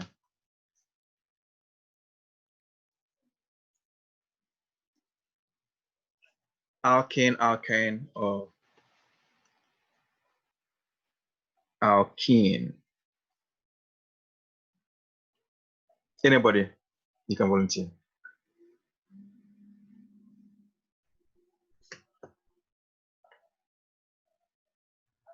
The first one is alkane. Anybody?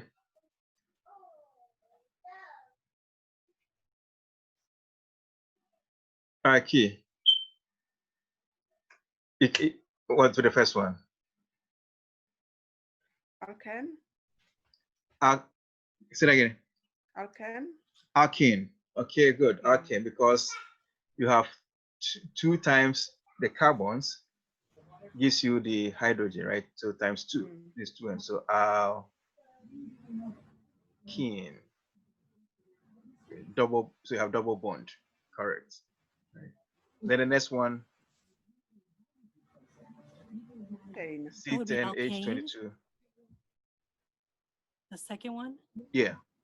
Alkane. Alkene. Something happened here.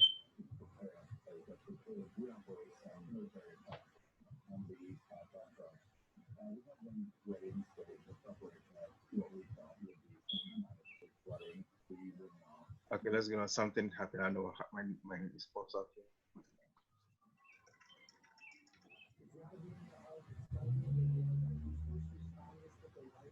Okay. Okay, so this alkene. Well, this is 2 times 10 is 20 plus 2 gives me 22. So it's an alkene, single bond. So this is double, single. And the last one will be 2 times 10 is 20 minus 2 gives us 18. So it means that this is an alkyne triple bond. Okay, all right, great. So that's how you can use the formula to answer the questions, because you don't have time to draw.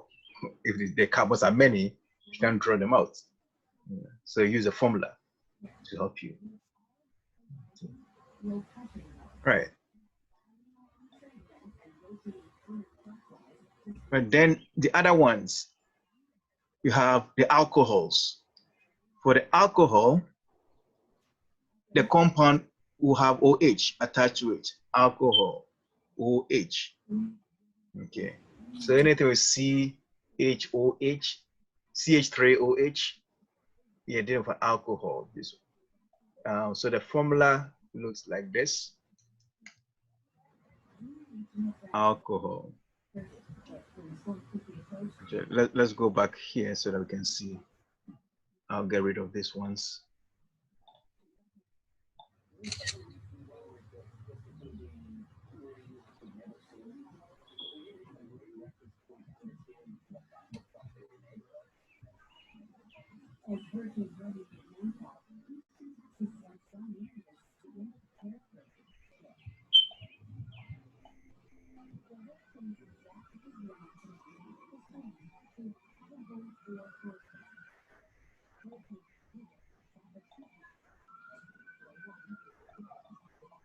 Okay.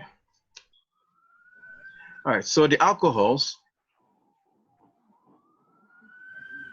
you have what we call the ROH. ROH. We call the OH, they've called the functional group. We call the functional group. So the O is called a functional group.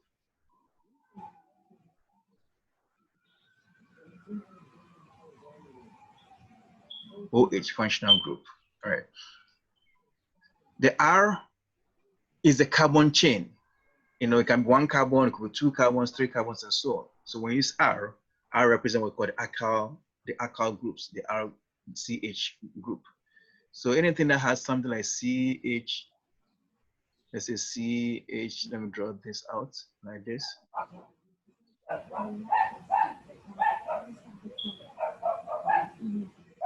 H here. Okay. If I condense this, then 1, 2, 3. So 1, 2, 2 carbons is C2. 1, 2, 3, 4, 5 hydrogens. Let's say 5 hydrogens here. And then the OH. So this is how the condensed formula will look like. The R group is this here. This is the R group. That's what we use the R group, the R for.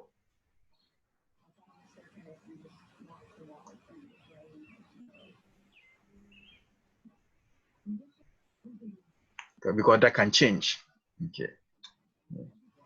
So there's the ROH, and that is the alcohol. Okay. So if I see CH3OH, you know that it's an alcohol. It's an alcohol. Also a functional group here. OH, ROH. Okay. Then the next one is called the carboxylic acid. Carboxylic acid. So the carboxylic acid, the functional group is a cool group, the COOH, cool. So you see R, COOH. You see COH somewhere? That's a group.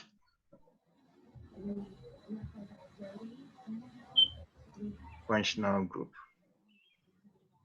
For example, CH3, COOH.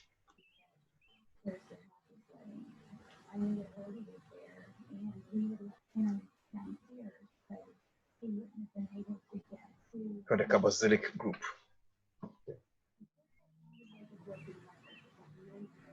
Then the next one is called an ester. The ester. To identify an ester, you see R group here with COO and then another R group. Okay. It can be the same or different R group. Then you have an ester. An example would be, let's say if I have CH3 and I have COO and then I have another C, let's say 2H5. The ester, you see like a O, you see the cool group in between the COO holding on to 2 R groups, and that's an ester. An ester is formed when you react an acid and alcohol, organic acid and alcohol. So ester is equal to carboxylic group, carboxylic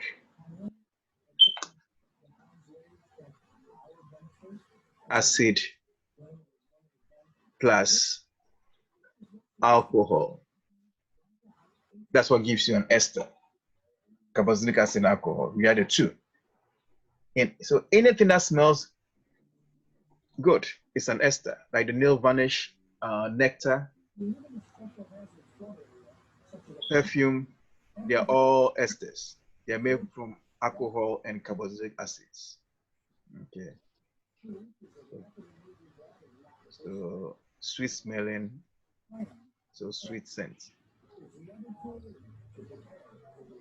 are esters. For example, perfume, and so on. Nectar, they are all esters.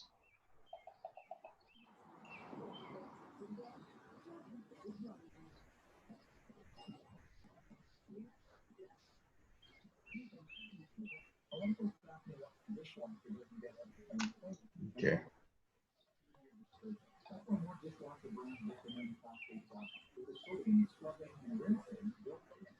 All right. Then you have the aldehyde.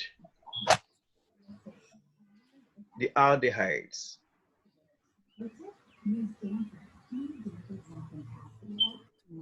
The aldehydes, you have R group with COO at the end.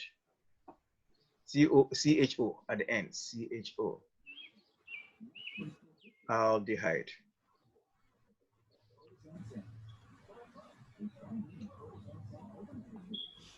So R group, and they have CHO at the end. So it's going to look like this. So C, usually if you draw it out, you have a double bond between the oxygen here. And then you have hydrogen, and then the R group. This is how it looks like. Okay. So an example would be something like this. You have CH3, that's the R group, attached to carbon, C double bond and hydrogen. This is the same as writing CH3, CHO. So if I see this, or that at the end here, then I know you're dealing with an aldehyde. Aldehyde. Okay, aldehyde. Then the other one is known as a ketone. Ketone is like an aldehyde, but instead of the hydrogen, you have another you have another R group attached to it. So that would look like this. Ketone.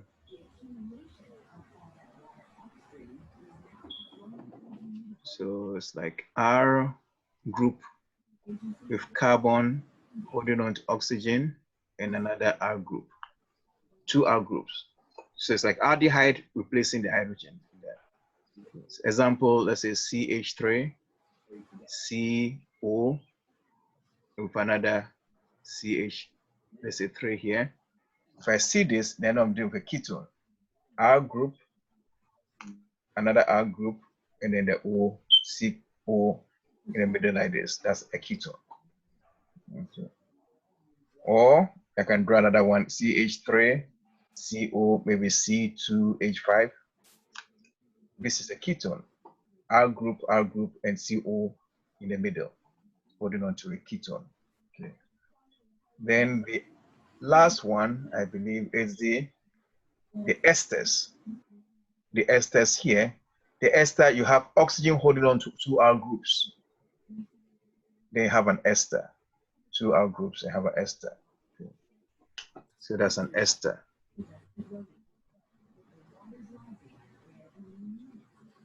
Sorry, I said ester. The ether. ethers. It's called ether. So the ethers, you have ROR. So example, CH3 with oxygen holding on to another CH3. That's an ether. There's a 3 here times 2. That will be 6 minus 1. So this is 5. If I see something like this, this is an ether, or R group holding R group with oxygen holding on to that. That is an ether. So these are the different groups of organic compounds that you could be asked to identify. Okay. So carboxylic group, very common, COOH, see that. And then the alkanes, alkynes, alkenes. Remember those ones very well. Right. So would continue.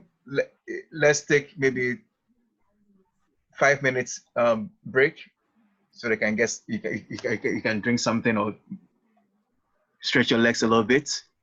So let's just take 5 minutes, and then we'll continue 11:20. Let's all be back by 11:20 to continue. If you have any questions, I'm staying on. You can ask me if you have a question. Other than that, let's go have a short break.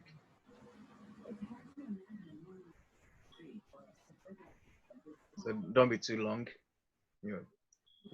11:20. Let's be back.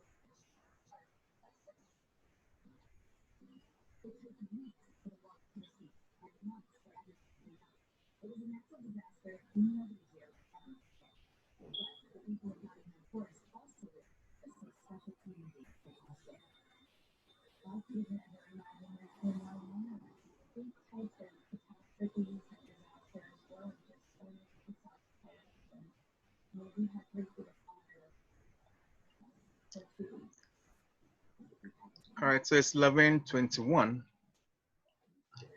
I think we can start.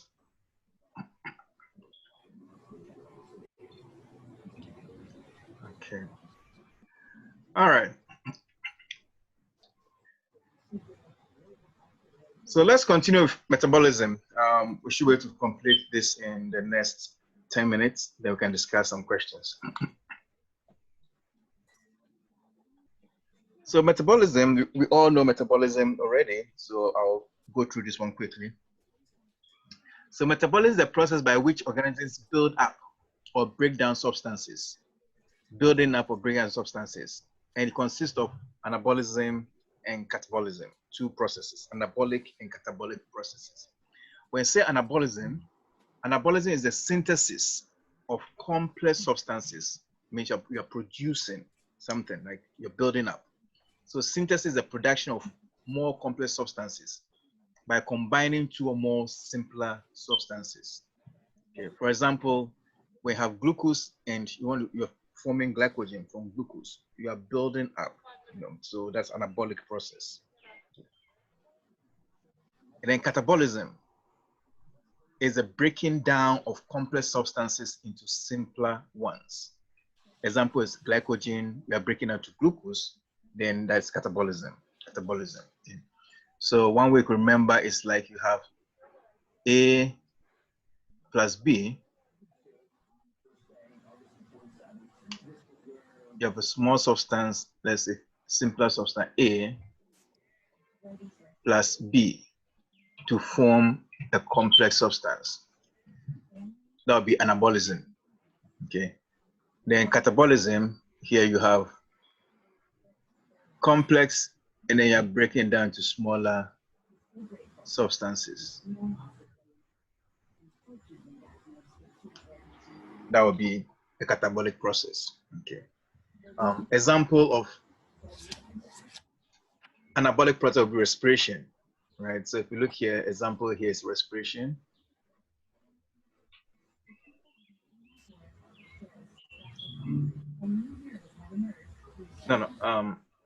anabolic process, example of photosynthesis. Let's put this rather photosynthesis. You are building up, so this is photosynthesis.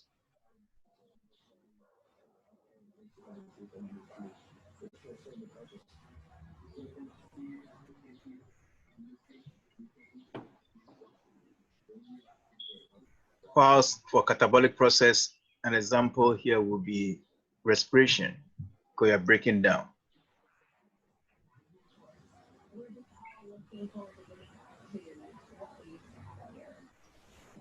Respiration.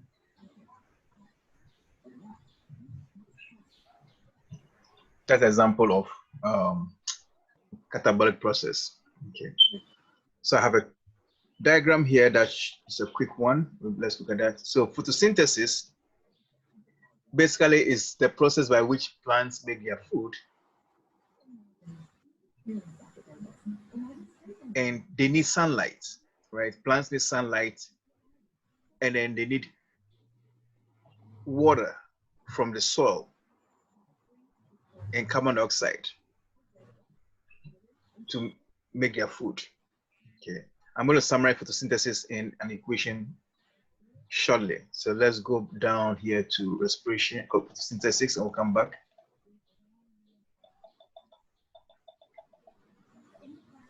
So photosynthesis is a process by which plants manufacture their food by utilizing the energy from the sun, water from the soil, and carbon dioxide from the atmosphere. In the presence of chlorophyll, they need chlorophyll, which traps the sunlight. Chlorophyll is a green matter in the plants, you know, and it's found in the chloroplast. That's what traps the sunlight.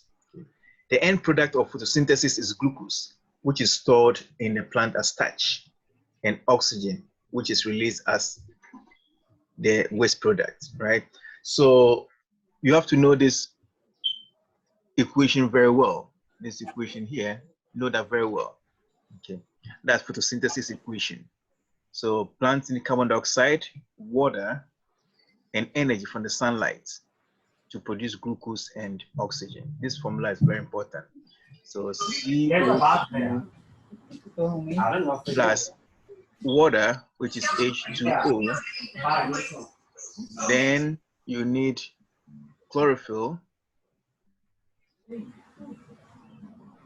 The chlorophyll traps the sunlight.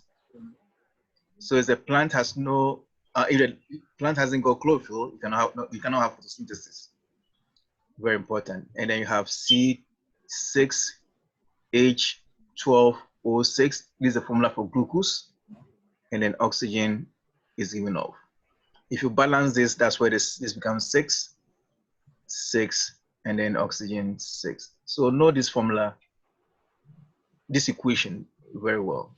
Okay, that's for photosynthesis. Once you know this backwards, if you reverse it, then that is respiration. Becomes respiration. So sometimes they ask you to identify this type of formulas. And then the waste product is your oxygen.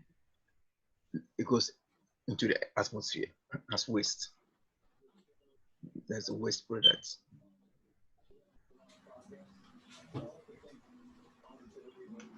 This is glucose. Okay.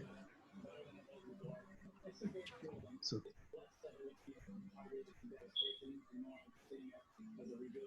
right. So the glucose that is formed goes to storage. Is what is stored as starch. Stored as starch in the plant. Okay, stored as starch. So that is photosynthesis. And then we come to respiration. Let's go back to respiration here. So respiration, as we said, is an example of catabolic process. And respiration, as we know, it's not just simply breathing in and out. Okay, it involves what we call cellular respiration, and that occurs in the mitochondrium. Okay, so mitochondrium is involved in respiration. Okay. And it's made up of 3 components. When you take in you need glucose. Glucose, and all the food that we eat has broken down to glucose. And that goes through the first step of respiration known as glycolysis, right? So you have 3 steps. The first is known as glycolysis. That's this one, step 1. And glycolysis, as I have here, is the breaking down of glucose through a series of steps to what you call the pyruvate. So glucose goes through glycolysis and then you form what you call the pyruvate. Okay, so this step is known as glycolysis, first step in respiration.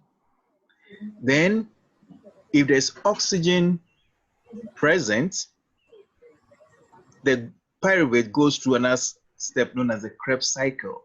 So that's the Krebs cycle here. You know, that's if oxygen is present. Oxygen available. Then goes through the Krebs cycle. So step 2. Pyruvate is changed to what we call acetyl-CoA, acetyl-CoA, which then combines with other chemical substances in this cycle to produce what we call the reducing substances.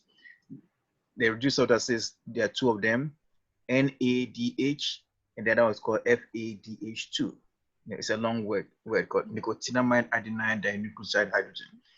And then, so just NADH for short, and FADH2. These are called reducing substances. They trap hydrogen, you know, that are released. Okay, so that occurs in the Krebs cycle. Then, for the Krebs cycle, these reducing agents go through what we call the electron transport chain. So these 2, step 2 here, Krebs cycle, and then step 3 is the electron transport chain. So the electron transport chain is in the presence of oxygen, right? Occurs in the presence of oxygen. The NADH and FADH2, they pass through the electron transport chain. And this is made up of a chain of enzymes that generate ATP, right? So most of the ATPs are generated in electron transport chain. So that's where you have most of the energy ATP formed. Okay. So those are 3 steps that you have to just know. You don't have to know the details for this test. You know, you just have to know that there are 3 steps involved: glycolysis, Krebs cycle, and electron transport chain. Those are 3 processes involved in the respiration. Okay. Right. If there's no oxygen present, then you cannot have the Krebs cycle occurring. So if there's no oxygen, then you have what we call fermentation. Yeah. So here, if no oxygen is present,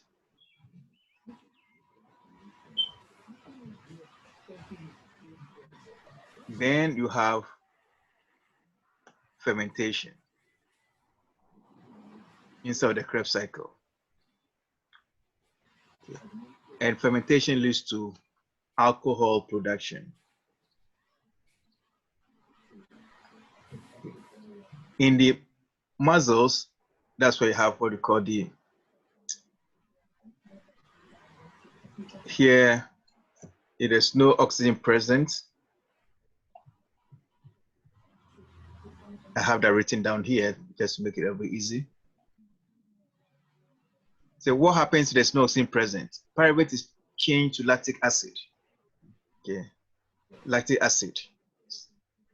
And this is what causes the muscle cramps when you are running over a long distance. Okay, lactic acid builds up in your muscles and you have cramps.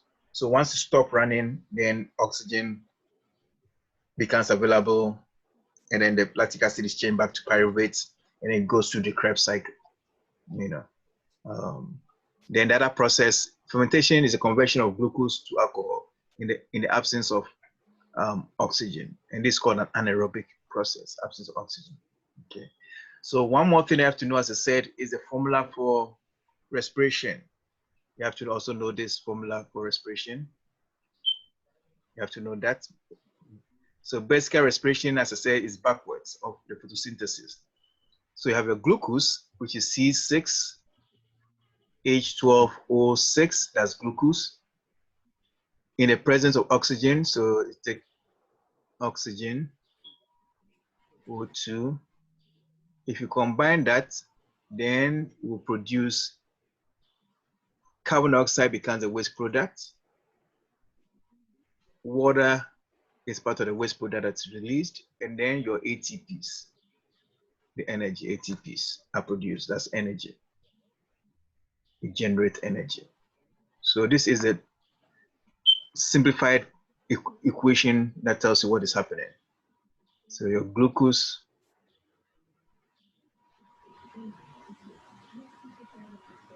if you balance this, then you have 6 here, 6, and 6, like the photosynthesis.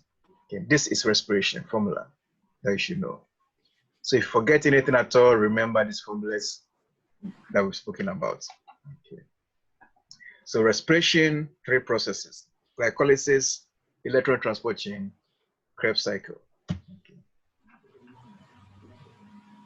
And all this and cellular respiration occurs in the mitochondrium. You are producing ATP mitochondrium. Okay. So you can remember that for the test. That'll be good. Okay. All right. So that's a quick overview of respiration and photosynthesis. Okay.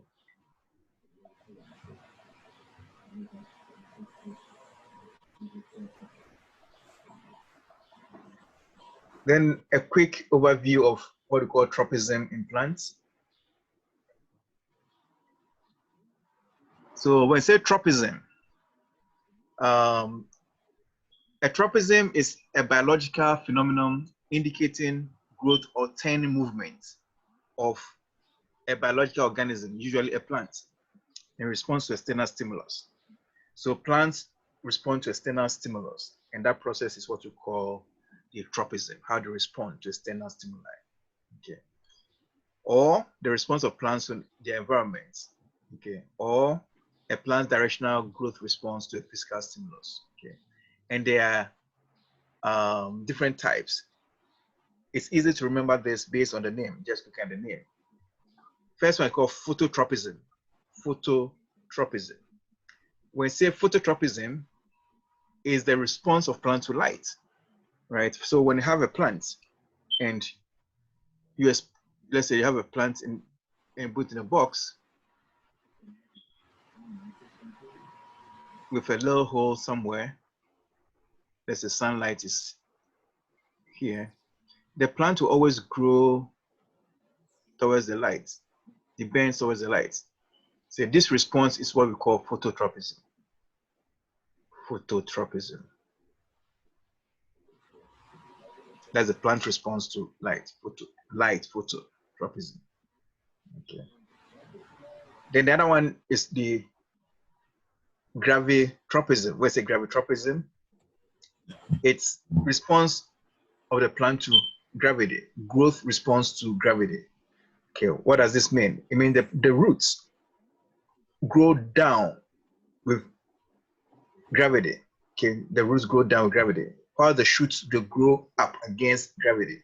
You know, so roots will always tend downwards. So if you have a root, there's a plant like you lying on the side like this, you notice that the roots always they'll grow down and this will always bend up. That is gravitropism. Okay. Some people also call this geotropism. Geotropism. Okay. So the roots grow towards the ground.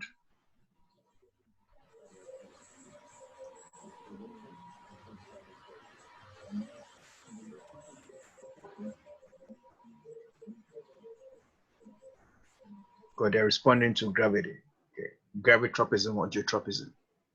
Okay. Then the other one is hydrotropism. Hydrotropism means hydro, water, right? Hydrotropism. So it refers to a growth of the roots towards water. So the root always grows to where there's water. They find water and grow towards it. That is known as hydrotropism. So the roots tell you geo, like ground, or F, photo, light, hydro, towards water. Okay. And then the other one that I want to mention it's thigmotropism. Thigmotropism. Thigmotropism, it's the response of plant to touch, growth response to touch. Okay, so see some plants like in vines, they grow up around trees. Okay, they grow around trees. So it touches the tree, then then grows around it. That is thigmotropism, response to touch. Okay, thigmotropism. Okay, response to touch.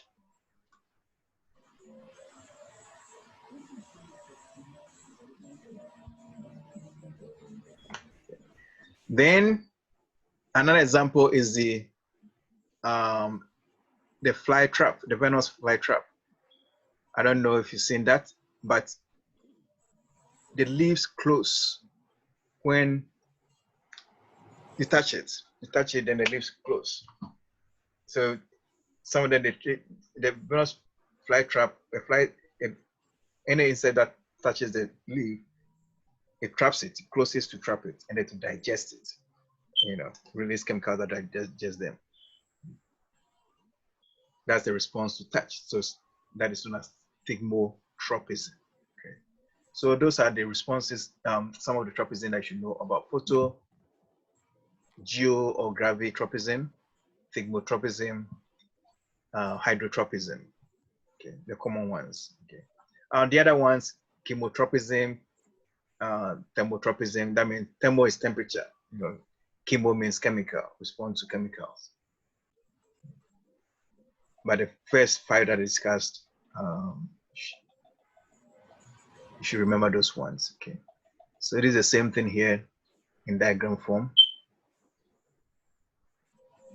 for you to remember. All right. So I'll skip this one, homeostasis. I believe you know that already. Maintaining a constant internal environment, homeostasis. So if the temperature is up, your body wants to bring it down to normal to maintain it.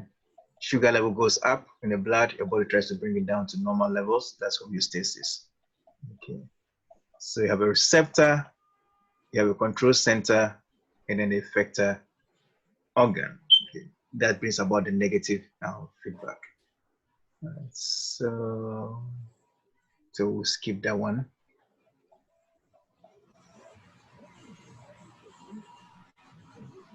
Okay, the final one for the science today will be acid and bases. Acid and bases. So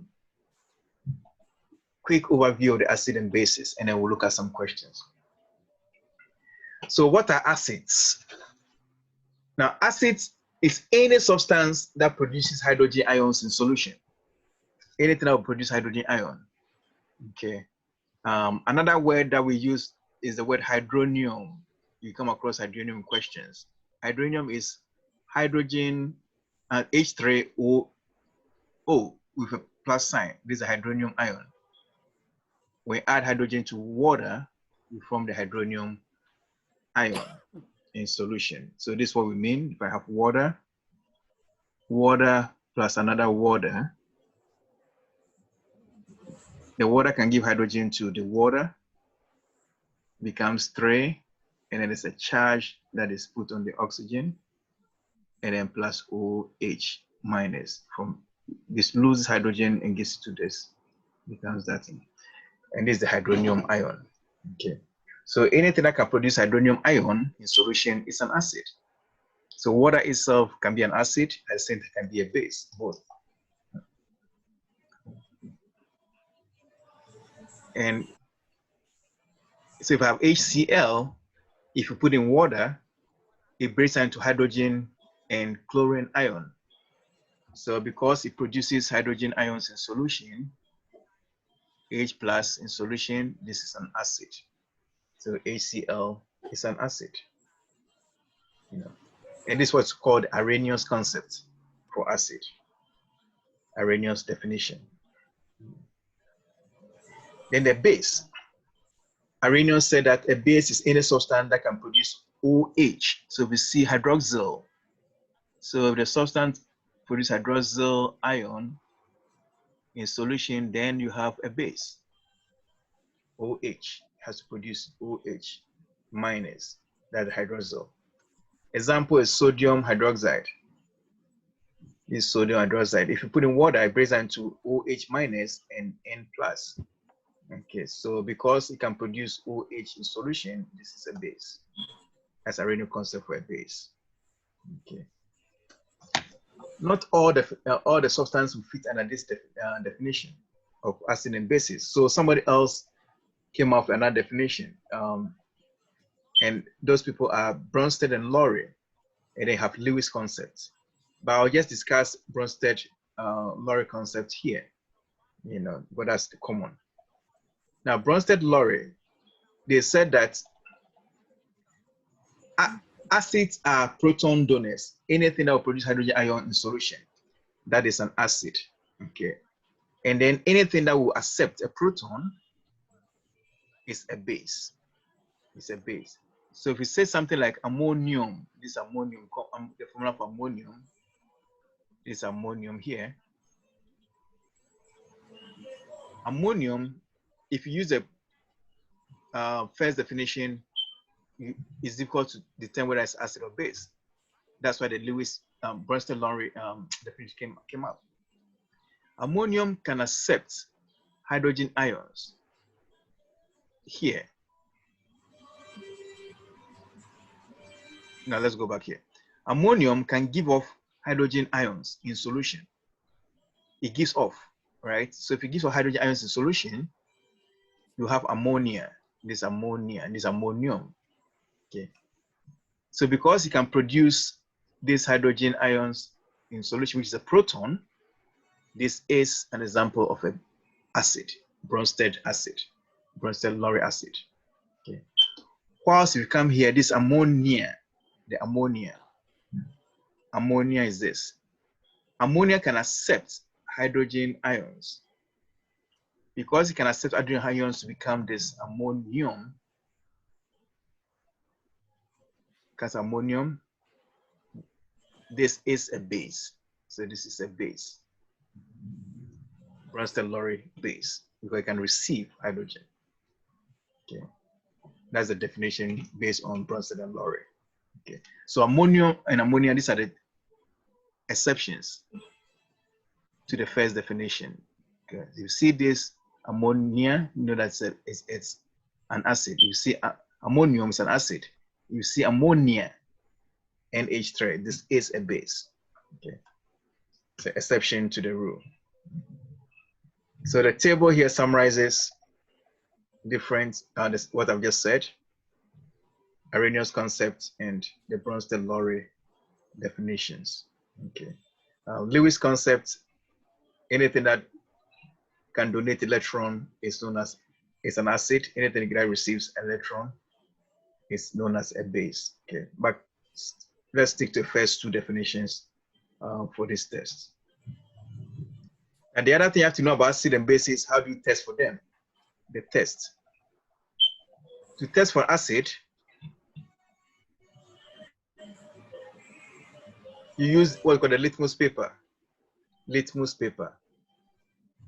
So litmus paper, if you take the blue litmus paper and put an acid, it will become red. So acids turn blue litmus paper red. If you have a base, you use what we call the red litmus paper. If you put in the acid, it becomes blue. Then you know you're dealing with a base. So acid turns blue litmus red, base will turn a blue, red litmus blue. Test for acid. Okay. Then we have the pH scale. The pH scale, that one is used to measure the strength of acid and bases. The strength, how strong they are, strength of acid and bases. Okay. And the pH is calculated from this formula. pH is equal to the negative log of the hydrogen ions concentration. How much hydrogen ions you have. Negative log with hydrogen ion concentration. And that's how they used to, they calculate the pH. Okay. And the value ranges from 0 to 14, as we know. 7 is neutral. Anything less than 7 is acidic. Anything more than 7 is a basic zone. Okay. So these are some examples of substances and their pHs. You know, water is neutral. Pure, it has to pure water to neutral. Okay. As stomach acid is about 3, like 2 to 3-ish. You know, very acidic.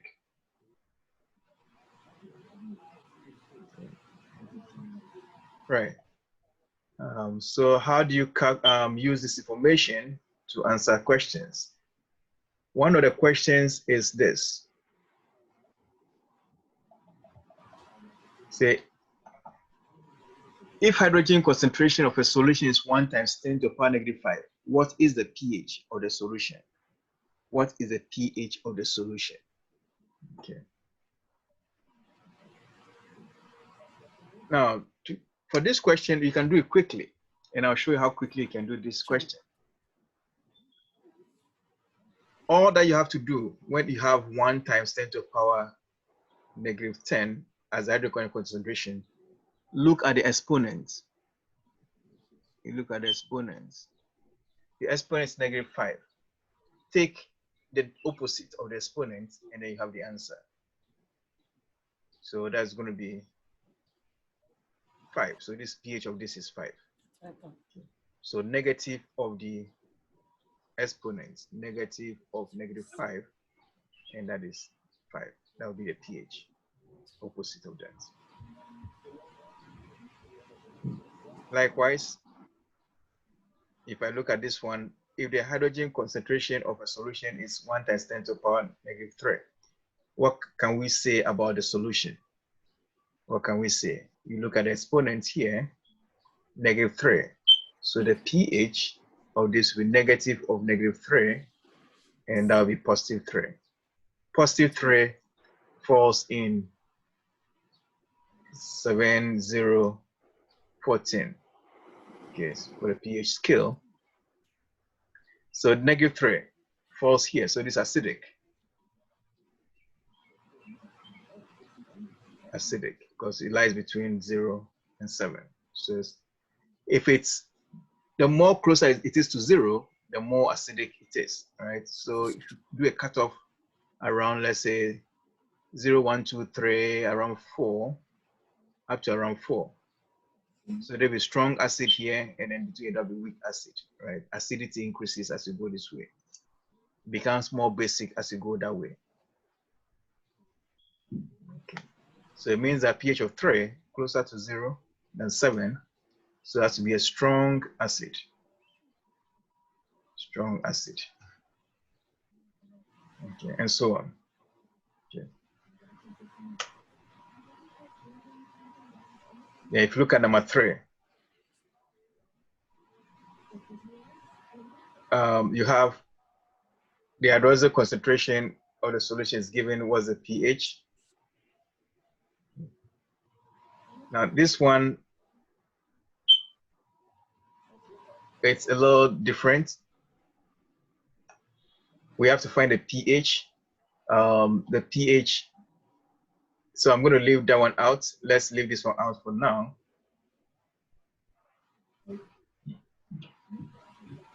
Let's leave this one out for now.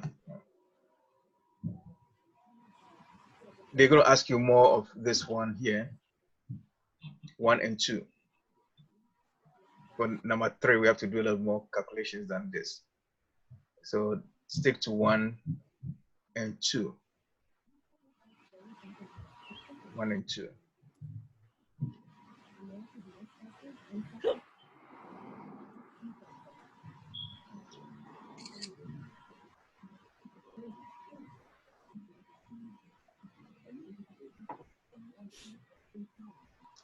Okay, so those are a few things about acid and bases that we should know here. And then the last one that I have to know about acid and bases is the neutralization. I don't think I have that one here. Neutralization, very important. Okay, so I'm going to talk about that now.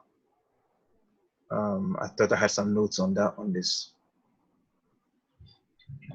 All right, so let's write down neutralization.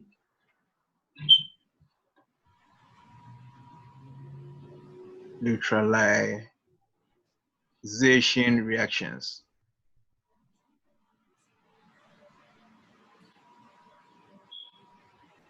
When we say neutralization, we are talking about acid plus a base to produce what we call a salt and water. Try and understand this one. You have to get to know this very well. Acid plus base to give you salt and water. That's neutralization. Okay. So if I take an acid, let's say HCl, acid, so you should be able to identify acids, and you should identify base. Base like sodium hydroxide, OH. If you combine these two, you form what we call the salt. The salt is made up of, will be made up of the metal here with sodium and then the non-metal here. So can sodium chloride, and then plus the hydrogen here reacts with the OH, then you have the water, H2O. So this is neutralization reaction. The acid is the HCl, the base OH is the salt, and that's the water. Neutralization reaction. Nothing more, nothing else. Okay. One more example on this. H2SO4, let's say plus potassium hydroxide. Potassium hydroxide. K for potassium. So I'm going to form a salt out of this. So this and that form a salt, potassium and sulfate. So it's K2. Usually you have two of that, and the SO4. That's how it forms the salt, plus the water, H2O, from this and that. If I balance this, then I'll have two here, and then this will be two there, like this. So if I see this in question, I know I have a neutralization because this is the acid. OH makes the base here, make this a base, and this is the salt, and that's your water. Neutralization. Nothing more, nothing else. Neutralization. Okay. So with this information, we've covered a lot of the science today. Let's go to the book and see how we can apply all this knowledge for the next few minutes, and we'll switch to math. The application of the concept is very important once we have the knowledge on it. Right, so let's test ourselves from the textbook and see if we can apply all the information that we've spoken about. Okay. So we'll go through the book here. Last time somebody shared the PDF file. If you have it and you can share with me, that would be great. So like usually the math parts, I don't have any, that's why I took a picture and put on the screen. It's a lot dark. So if somebody can send me a PDF, I appreciate that, so that next time I can use that for the math. Okay. All right, so let's go through the book for some questions on what we've done today.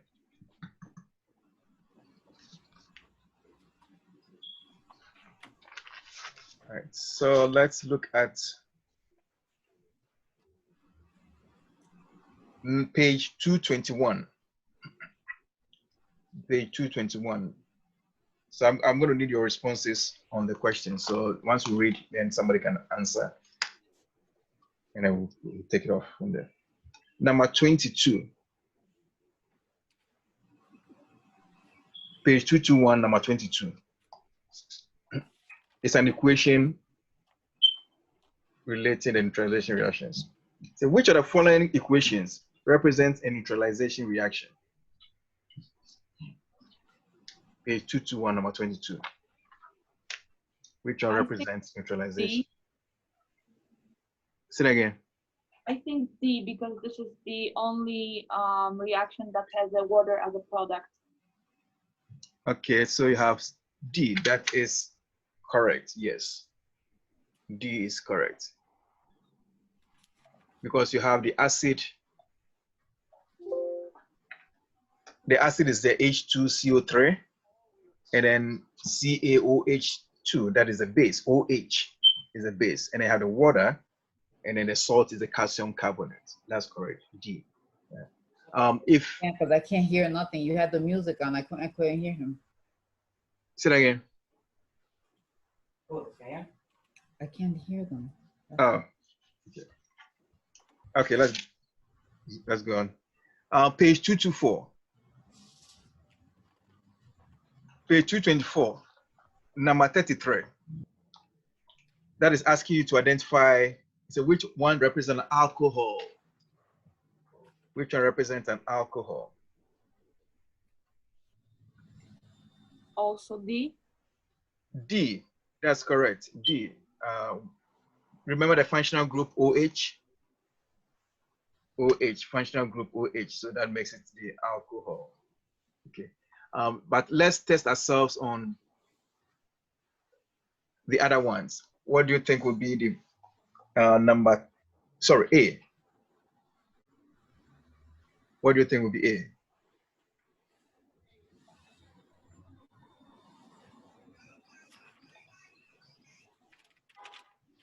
What group of compounds do you think A will be? Let's test ourselves on that. You have C, C2, H5.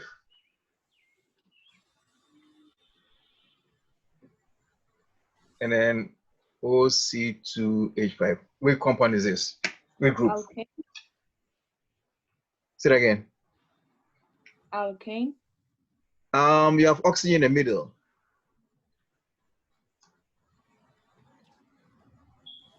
Oxygen in the middle. Ethers. Yeah, this is an ether. Oh, ether. I'm sorry. It's an ether, rather. Ether. ROH, see the R, OH, R, oxygen hold on to two R groups. So it's an ether, right? What about C3, H8? What group of These compounds are would this be? Say that again, I can't hear. alkane. Alkane, correct.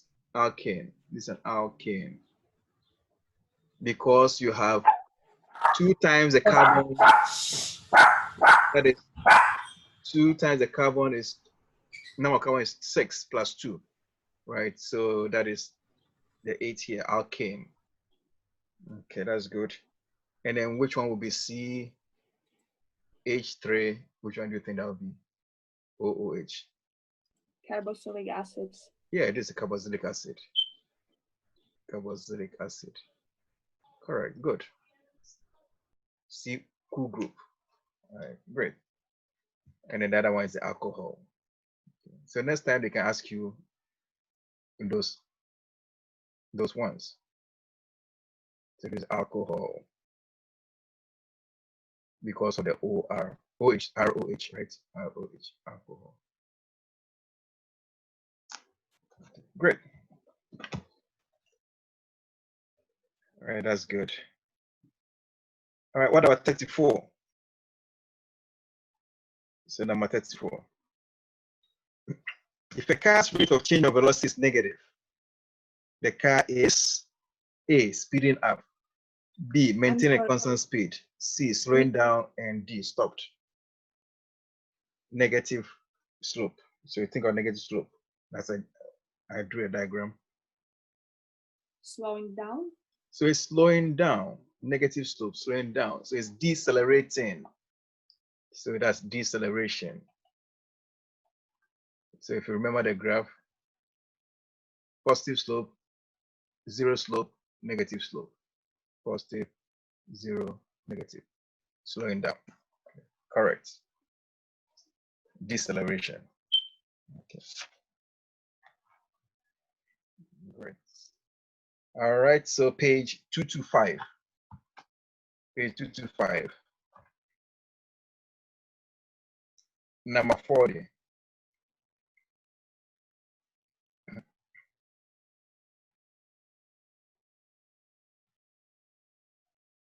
A substance with a pH of 8 is A, strong acid, B, weak acid, C, strong base, and D, weak acid. pH of 8.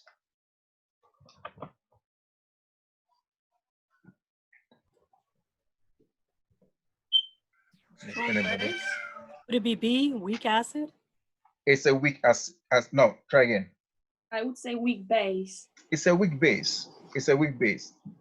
Right? Think of the pH scale again. 7 neutral, 0, and 14. Closer to 7, so it's close to 7, so it means it's a weak base. A weak base. Oh, because, okay, I'm You confused. see that the base is here, increasing, acid in that direction, decreasing, increasing that direction. Okay, I was a little confused because in the other question, if the hydrogen base was the lower number, Yeah, it was a weak, yeah, it was because stronger acid. yes, So after 7, it becomes a base? yes. If you go back I see. again, look at this here. Neutral right here. Mhm. So the I base see. increasing here, the acid from here increasing acidity. I see. Yeah, Okay, you okay now? thank you. Okay, good. Okay. So you can use the cutoff, like the closer it is to 7, maybe up to 10, right? So let's say 10 to between 7 and 10 will be weak base, and then from here to there, like a strong base. That's the thing. Okay. All right, good. Another question, number 42. Which of these substances forms an alkaline solution in water? Alkaline. Remember, alkaline is the same as base. Alkaline, same as base.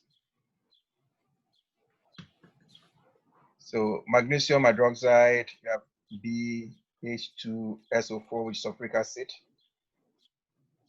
MgSO4, magnesium sulfate, and NaCl, sodium chloride. So which one for an alkaline solution?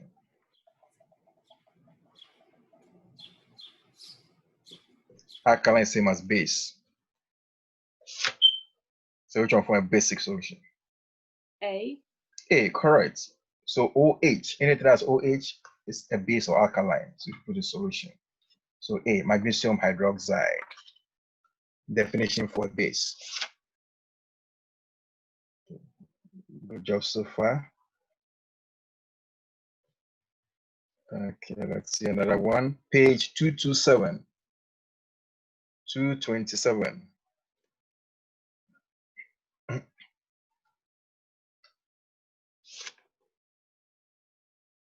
Number 53, 54, and 55.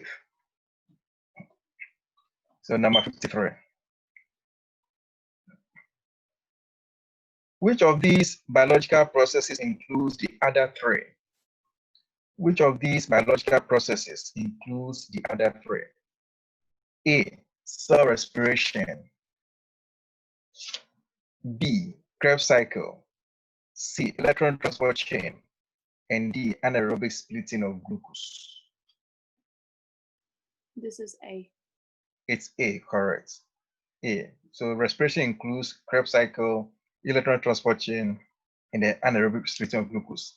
That is the glycolysis. Glycolysis anaerobic. You don't need oxygen at that stage. So A, correct. All right, 54. We spoke about that already. So this is a question.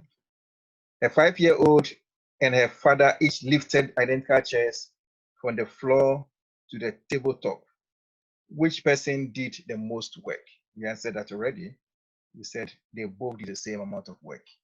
Okay, work done. Distance times force. So the same force, same distance. So C. Then number 55, an excess of which of these ions tends to make a solution acidic? What made the solution acidic? Chloride, hydroxyl, hydronium, and sodium. What to make the solution acidic? So think of the definition of an acid.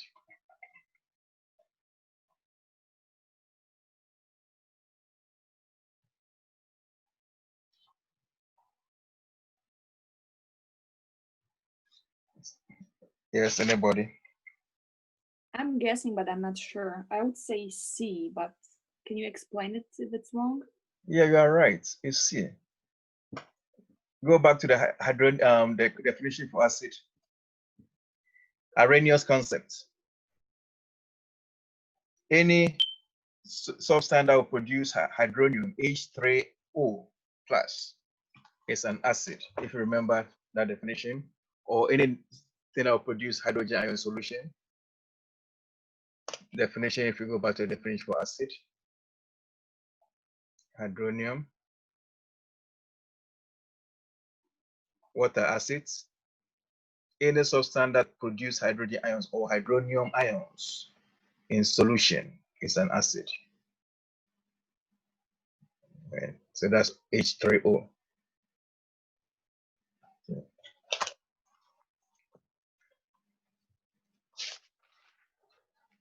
Okay, let's see if you have one or two more here.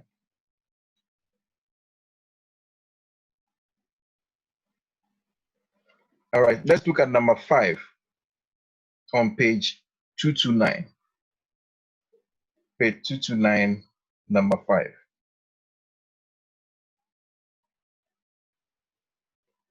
At least number 2, you know the answer already. Number 2, from the same page. So which of these substances is a product of cellular respiration in animals? So that one is ATP, energy, ATP. Product of cellular respiration for number 2, ATPA.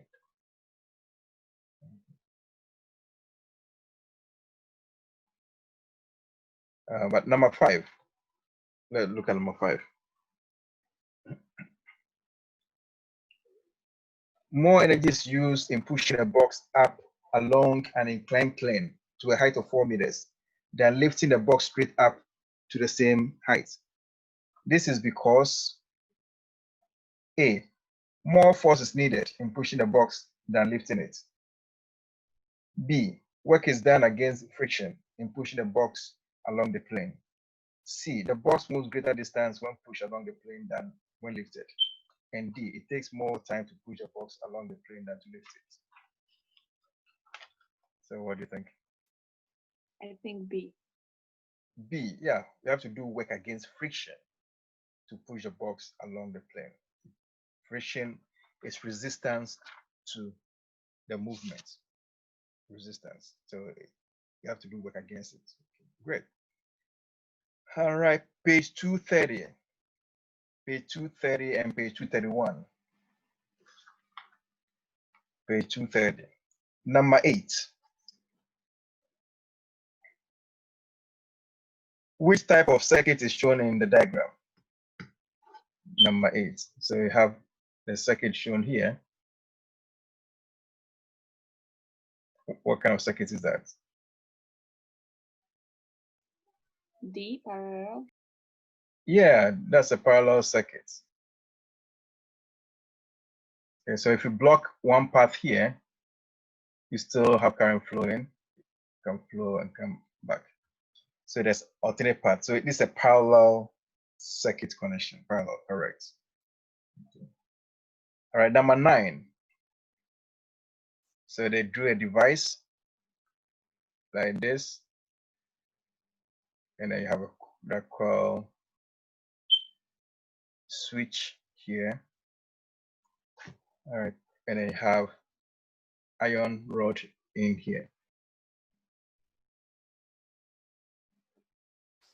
So it says the device shown in the following circuit diagram consists of copper wire wrapped around an iron rod and connected to a switch and battery. When the switch is closed, the device could serve as A, a transformer, B, electromagnet, C, a motor, and D, generator. So what do you think? B? Yeah, B, that's correct. So it's going to be an electromagnet. It's an electromagnet. Right. Close the switch, the iron rod will become a magnet. It's going to be a magnet, correct. Electromagnet. Okay, number 10 is a graph. So it drew a graph. And then what will be, I says, during which time interval did the car cover the greatest distance? The car covered the greatest distance.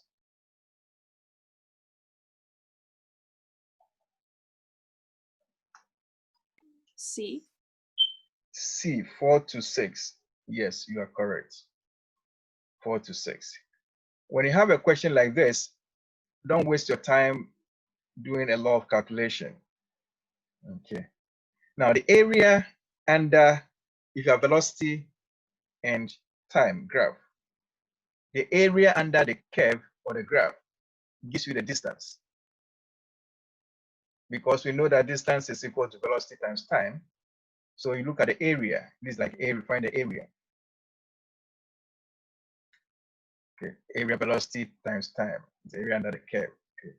And instead of calculating, you can estimate using the boxes. You know, like the way we have like tiles, you can use tiles to estimate area of the floor. Do the same thing. So from 0 to 2, it is 0 to 2. If you look at what you have, from 0 to 2, you have it's like a half. I think it's like half of a box or something. I didn't draw it well, but if you draw it well, the line goes through here. So you have like a half of a box, like a triangle, giving you that area here, area between, you know, so that would be the distance traveled. From 4 to 2, 2 to 4, 2 to 4, you have one box, and then you have half a box. So it's 1.5 boxes. That is between 2 to 4, right? And then from 4 to 6, you have 2 boxes. So it means this distance is greater than that. And then 8 to 10, you have like half of a box, a triangle. So the greatest distance you said is this area, 2 boxes. Okay. So you can use a box to estimate the distance. Okay. How many boxes you have under the curve or the graph. Okay. Right. Great. So another question, page 232. Page 232.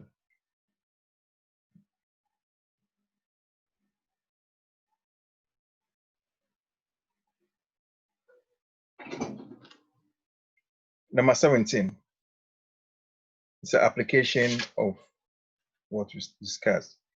Vinegar is a common antidote for the ingestion of lye. What is the chemical process underlying this treatment?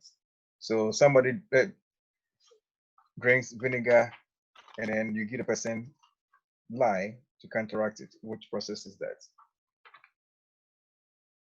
A, digestion, B, alkalinization, C, oxidation, D, neutralization.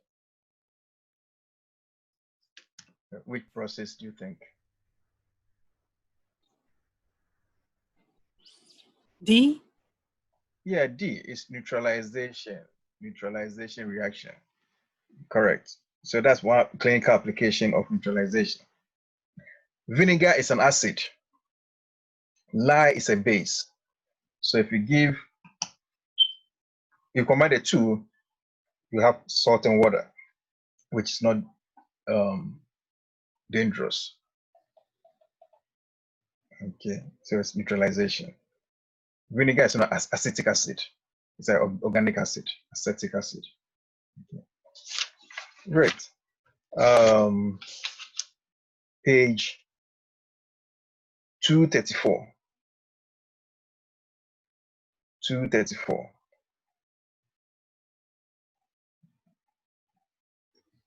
Number 21. I didn't get to discuss 21. Then next week, I'll talk a little bit about energy and other kinetic energy, and also some few other things under physics.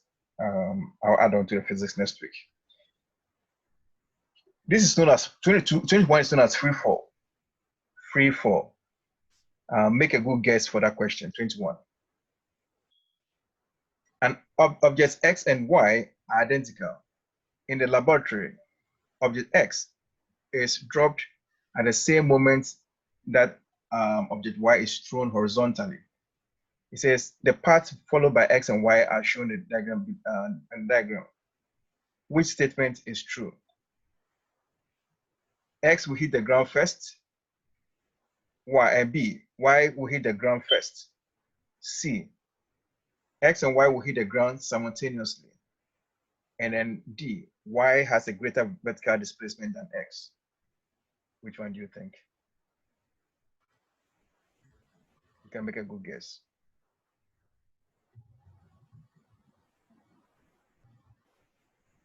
C. C, that's correct. C is correct. Okay. So this is what we call the free falling objects. Free fall. Now, under free fall, all objects, if you throw them from the same height to hit the ground at the same time. Okay. But there's a catch here. The catch is there should be no air resistance, right? You assume that the air resistance is negligible. So if I throw it, if I stand in a building, it doesn't matter. If I throw it down, straight down,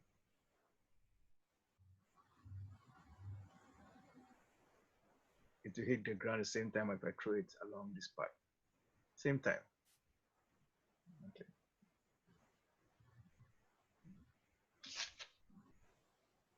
And then let's look at 24. 24. The compound H2SO4 is an example of a salt, a base, an acid, a halogen. H2SO4. What do you think? H2SO4, we've seen it already. That's a sulfuric acid.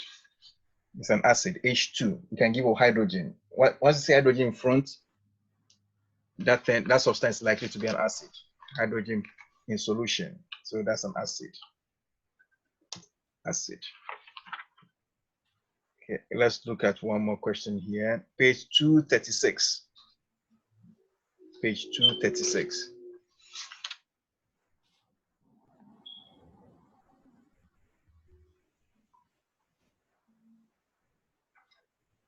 Number 30.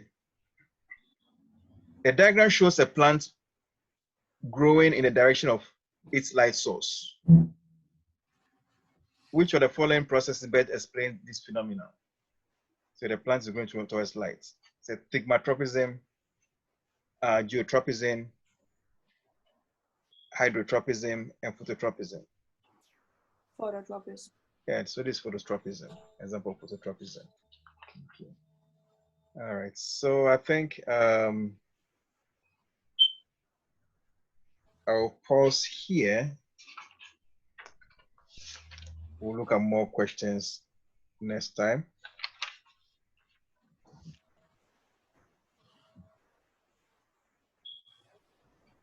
All right, so we'll continue with more questions. We'll look at, let's see. Okay, let's keep to 244. One last question, and then we'll stop on the science. Page 244. One on the physics problems. Number 12. 244, number 12. It says, an object is traveling at a constant velocity of 100 meters per second How far will it travel in 20 seconds? How far will it travel in 20 seconds? So you give the velocity is equal to 100 meters per second. And say how far will it travel in, the time given is 20 seconds. So how far? 2,000 meters. Yes, 2,000 meters. So you got to multiply. That's correct.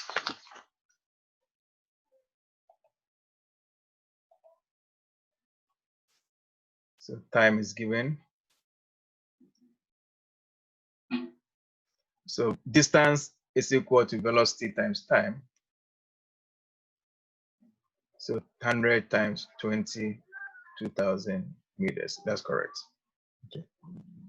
Okay, what about number 13?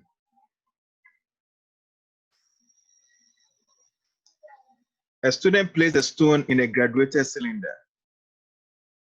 So 13, you have a graduated cylinder.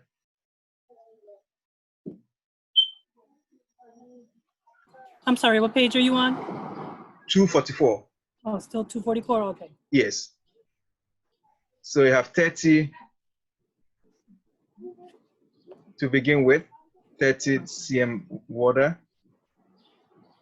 So put a stone in, then it takes you to 55 cm cube. So say what's the volume of the stone?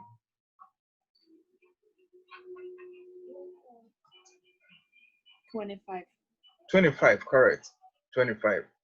So it's 55 minus 30, so that's 25. So this Archimedes principle. Archimedes principle. So any object will displace its own volume of water. So the difference here is the amount of the volume of the object. It displaces its own volume of water. Archimedes principle. You subtract, correct. All right, so one more question, number 14. Number 14. So 14, you have 36 watts lamp is operated by a 9 volts battery. How many amps of current will be flowing through the lamp? So think of the electricity that we did.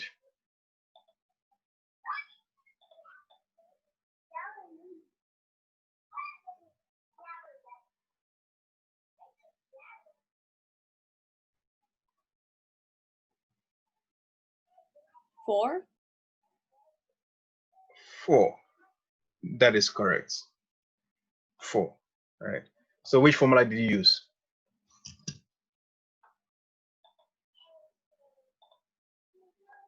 I divided 36.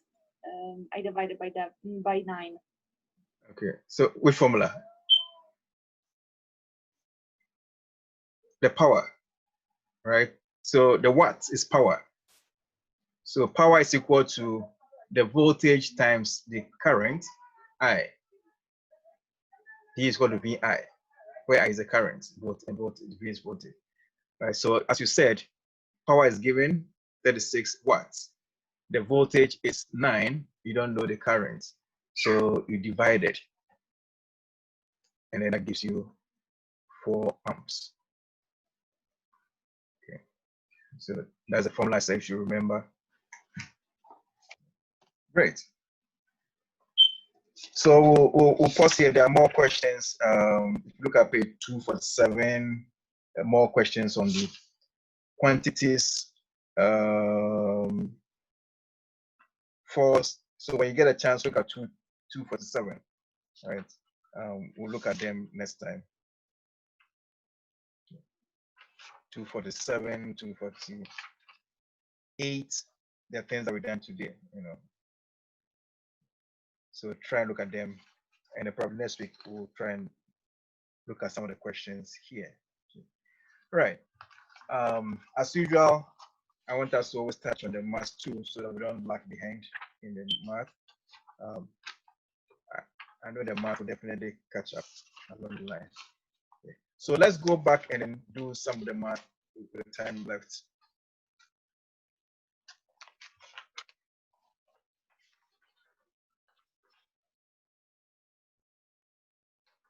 So last time we stopped on page 106, number 12. We did up to number 12. Okay. So let's go on to 13, 14, 15, 16, and 17. Let's try that now. Page 106, 13 to 17.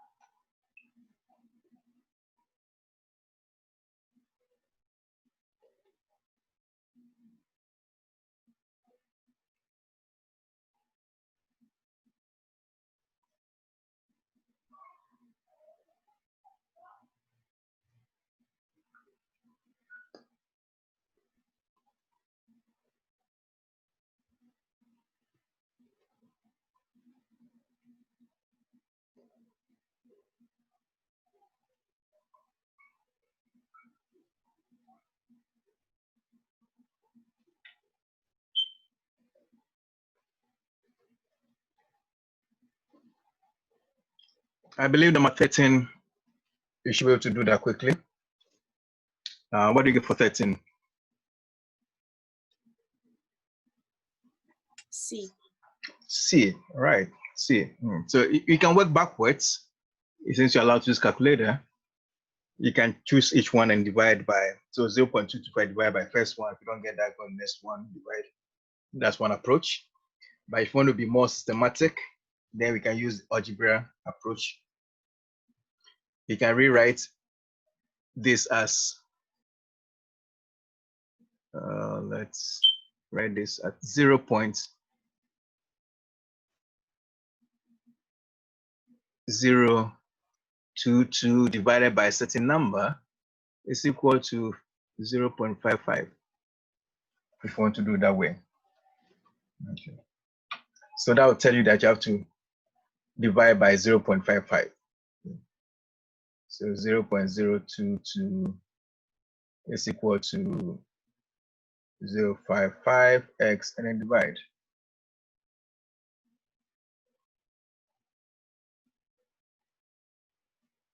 And then you get your answer.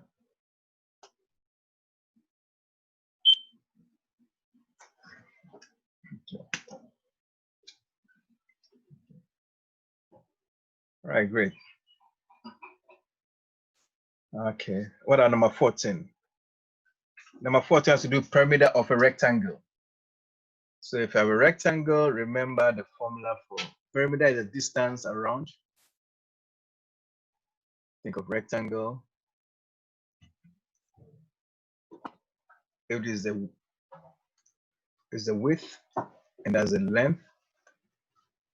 So the perimeter of a rectangle is 2 times the length plus 2 times the width. Because moving around, distance around twice the length, twice the width. Okay. So this one, you're given the perimeter, 36. So it's 36 is equal to, then the length, the width is given. So this width is 6. So it's 2 times the length plus 2 times 6. The width is given. Yeah. So 36 is equal to 2 times the length. This is plus 12. Subtract 12 from both sides. So we have 36 minus 12 is equal to 2L. This is 24. 2L, then divide by 2, divide by 2. So your L will be equal to 12. Yeah. So the length is 12 centimeters. 12 centimeters. So remember the formula: 2 times the length plus 2 times the width. Distance around a rectangle. Okay. All right. So can somebody talk us through number 15?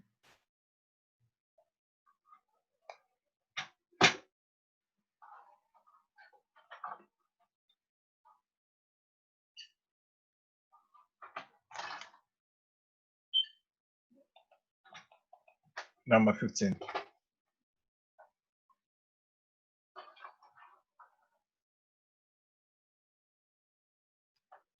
Okay.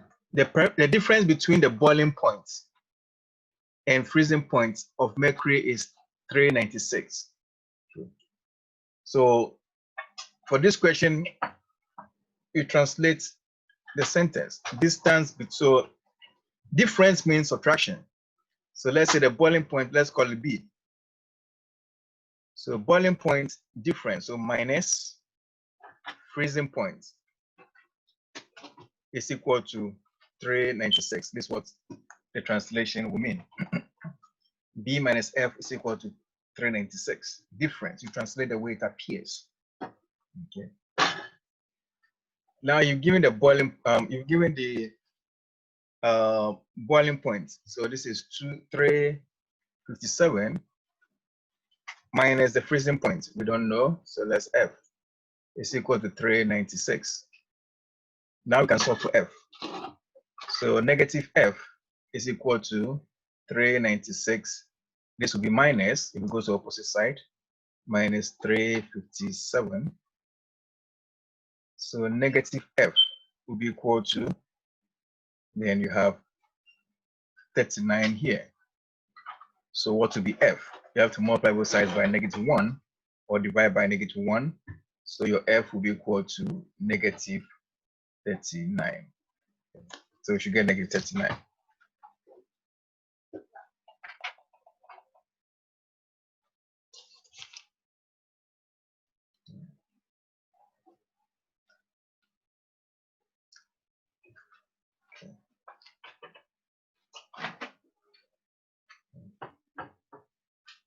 All right, so be careful with this question. A lot of people write 39, but it's not 39. All right, number 16. What will be number 16? C. What is not the set of prime numbers? D. You said, did I hear D or something? I say C as a cat. It's not. Oh, C. Okay, cut. Correct.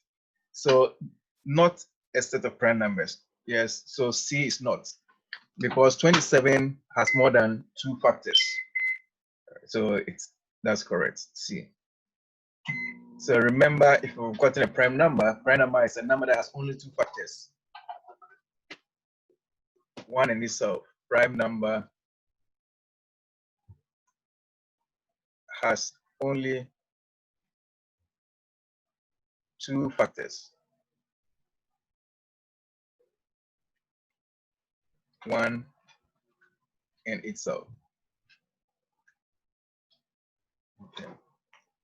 So C is not correct.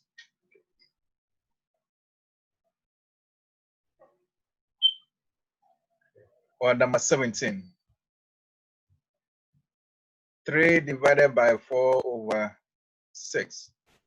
So you're dividing two fractions. So when you're dividing two fractions, remember to keep the numerator, and then you flip the denominator. You multiply. You multiply and then flip. So this one, you can, if you are confused, you can think about this as 3 over 4 divided by 6 over 1. That's what that means. Okay. So since you are dividing two fractions, keep the first one times the reciprocal of the second. So 1 over 6. And then we can reduce to lowest terms.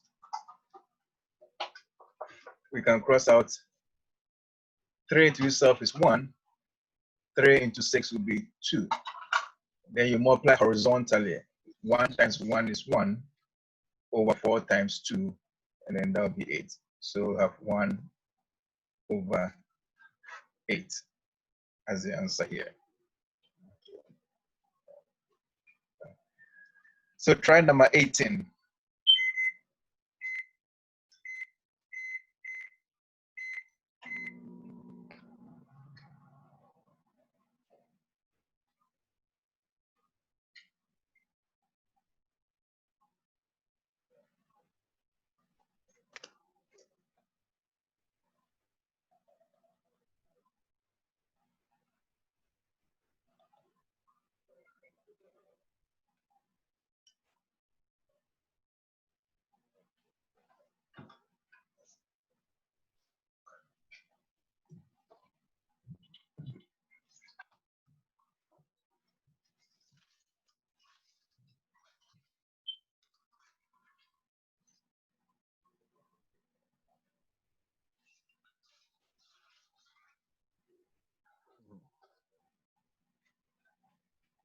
I need one person to talk us through number 18.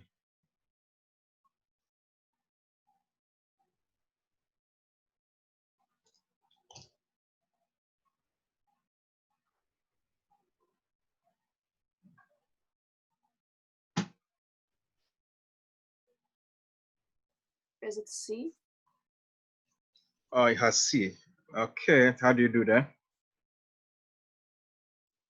I use a proportion again. Correct. I like to hear that word, proportion. So you use a proportion. Perfect. So let's write down a proportion. So I use, like, we have two people die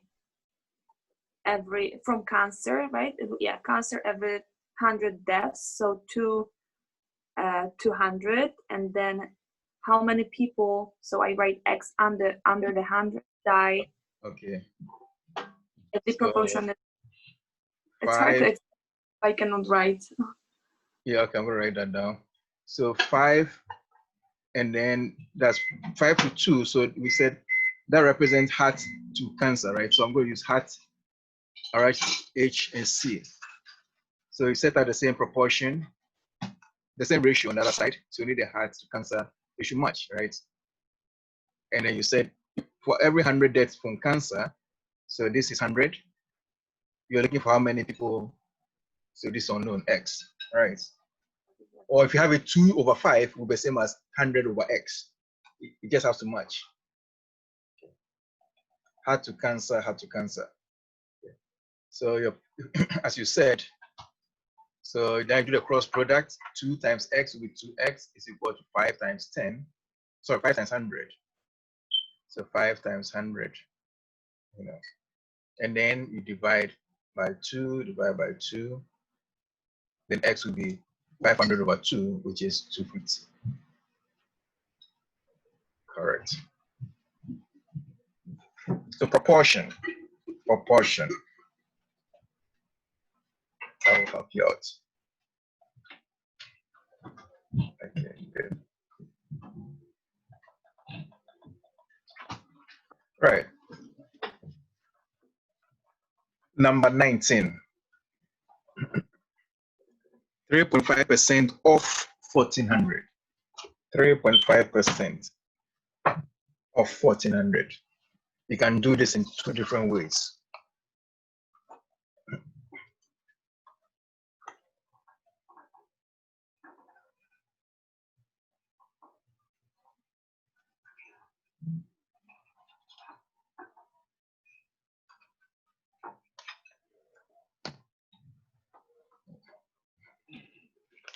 If you get it right, you can let me know.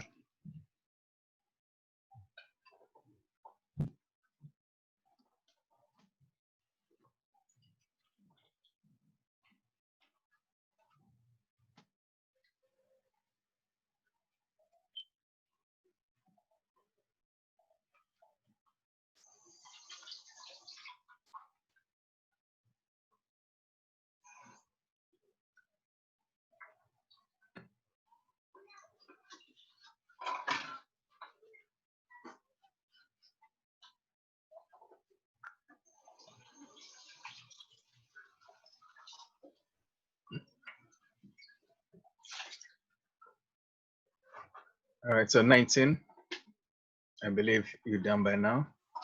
Is 19B? It's B, correct. All right, so what did you do for that? I multiplied it together.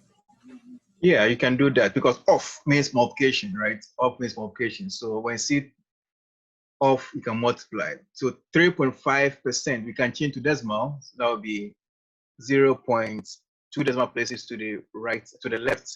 So that's 0.035 times 1400, and you should get 49. Or if you like, you can do 3.5 over 100 times 1400. You should come up with the same answer.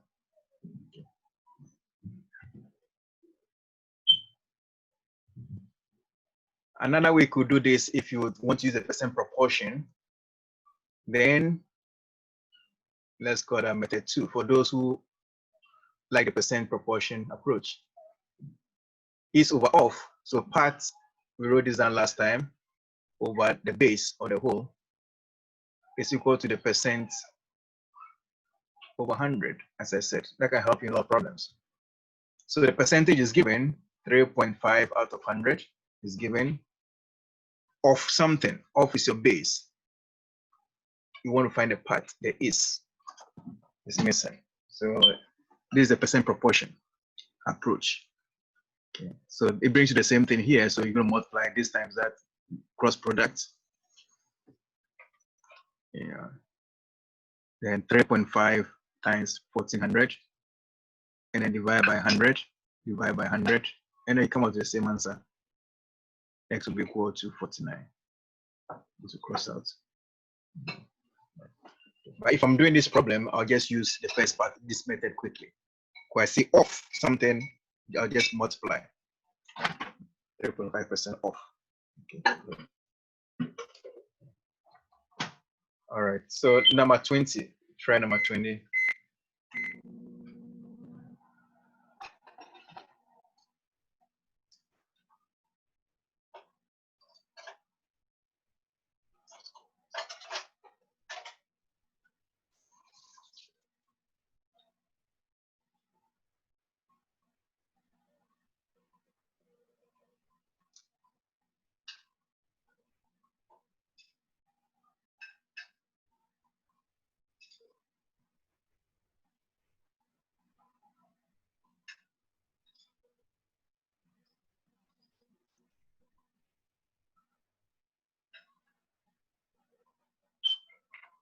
So that one says a baby's temperature dropped an average of 0.15 Fahrenheit per hour over a 12-hour period. If initial temperature was 104.3 at 3 p.m., what was the reading at 3 a.m.? The reading at 3 a.m.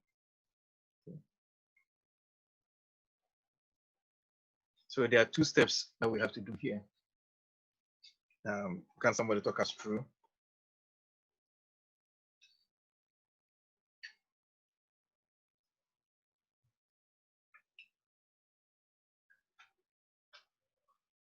What are the two steps we should use here?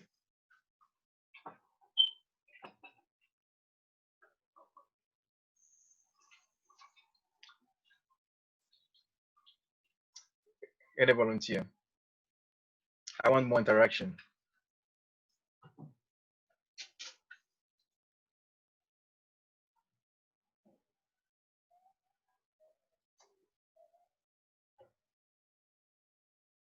Nobody?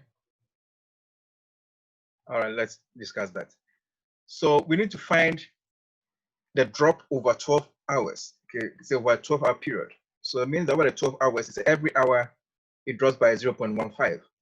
So 0.15 per hour. So over 12 hours, it means you have to multiply by 12 to find a drop over the 12 hours. So if you multiply 0.15 times 12, it gives us 1.8. Okay, so it means that it dropped by 1.8 drop. Okay. The initial temperature was 104.3. That's the initial temperature. So if we drop by 1.8, that means that we need to subtract 1.8 from it. And then that will give us the final temperature. So you have 104.3 minus 1.8. So that will give us 102.5 degrees Fahrenheit. Okay.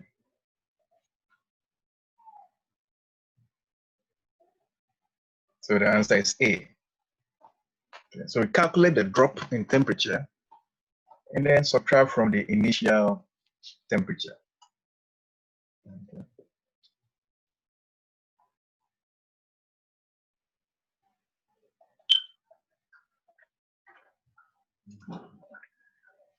Now 21.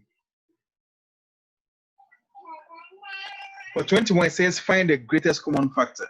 Greatest common factor. Right. So you have 3a cubed b squared c plus 12a4 bc cubed. Okay. Was it C? C, 3a cubed b. Yes, you are right.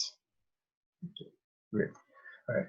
So to find the greatest common factor, you look for the greatest common factor for the numbers. So between 3 and 12, the greatest common factor, which means which number can go, the largest number that can go into 3 and 12 evenly. Okay. So that will be 3. So you're going to write that's 3. And then between a cubed and a 4 to the power 4, the greatest common factor will be the variable with the smallest exponents. So a cube, because a cube can go into itself, a cube can go into a4 evenly. Then for b squared and b to the power 1, which is b, can go into itself and then go into this evenly. So b.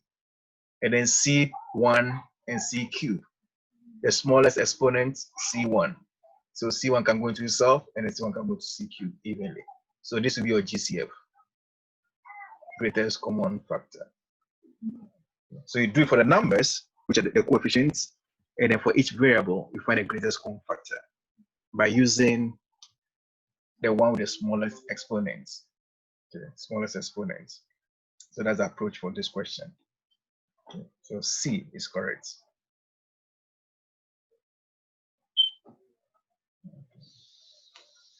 What about 22? 22.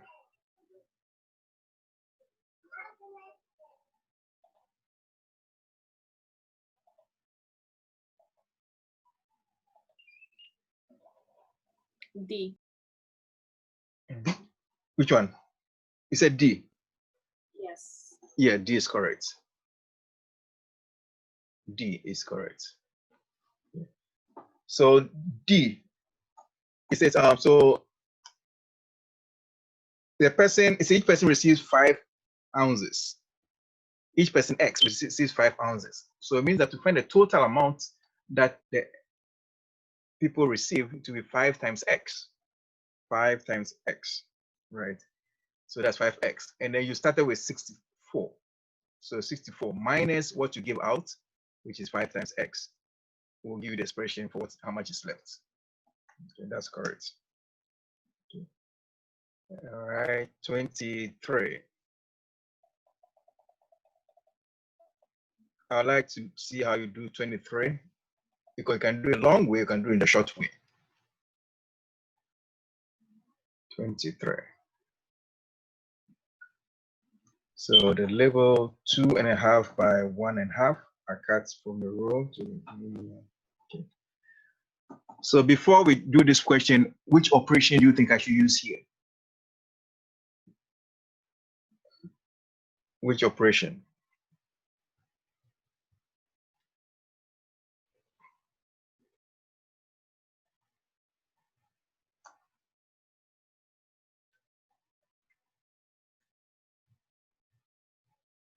So you find area of the large, and you have to divide by the area of the small.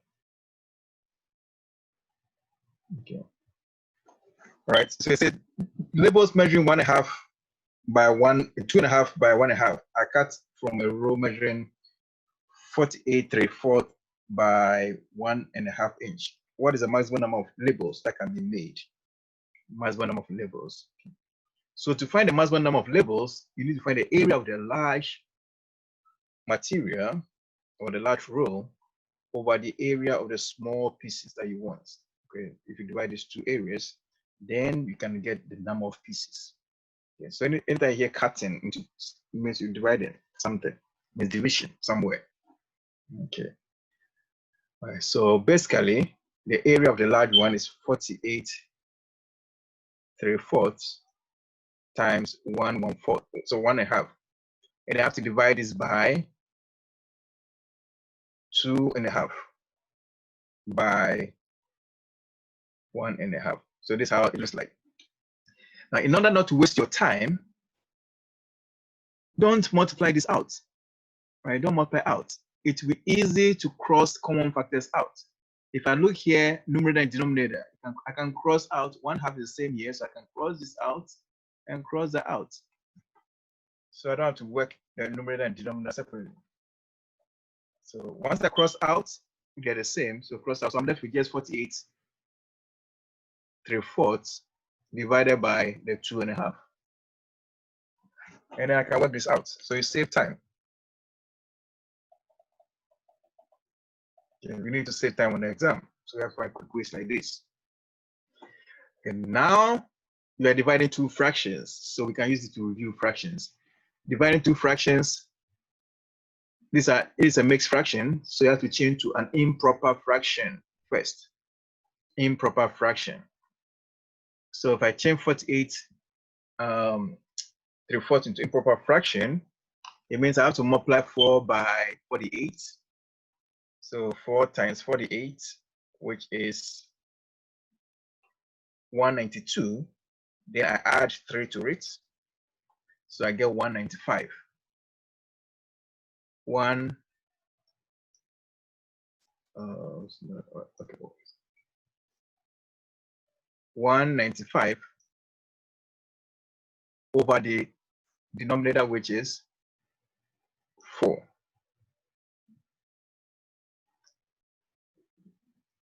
My pen is acting up right now. I don't know what's happening. Okay, good. It's working now. So 195 over 4 divided by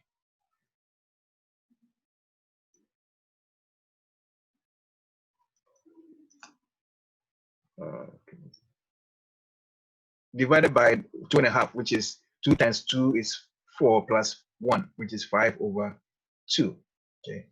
Since we're dividing two fractions, we have to keep the first fraction and then multiply by reciprocal of the second, 2 over 5. And then we can reduce to lowest terms. 2 into itself is 1, 2 into 4 is 2. I can reduce the 5. 5 into itself is 1. 5 into 195. 5 into 19 is 3. Remainder 4. So that will be 39. So it's 39. Then we can multiply horizontally. So nothing to reduce. So it's 39 over 2. So 39 over 2, when you divide that, then you get 19.5.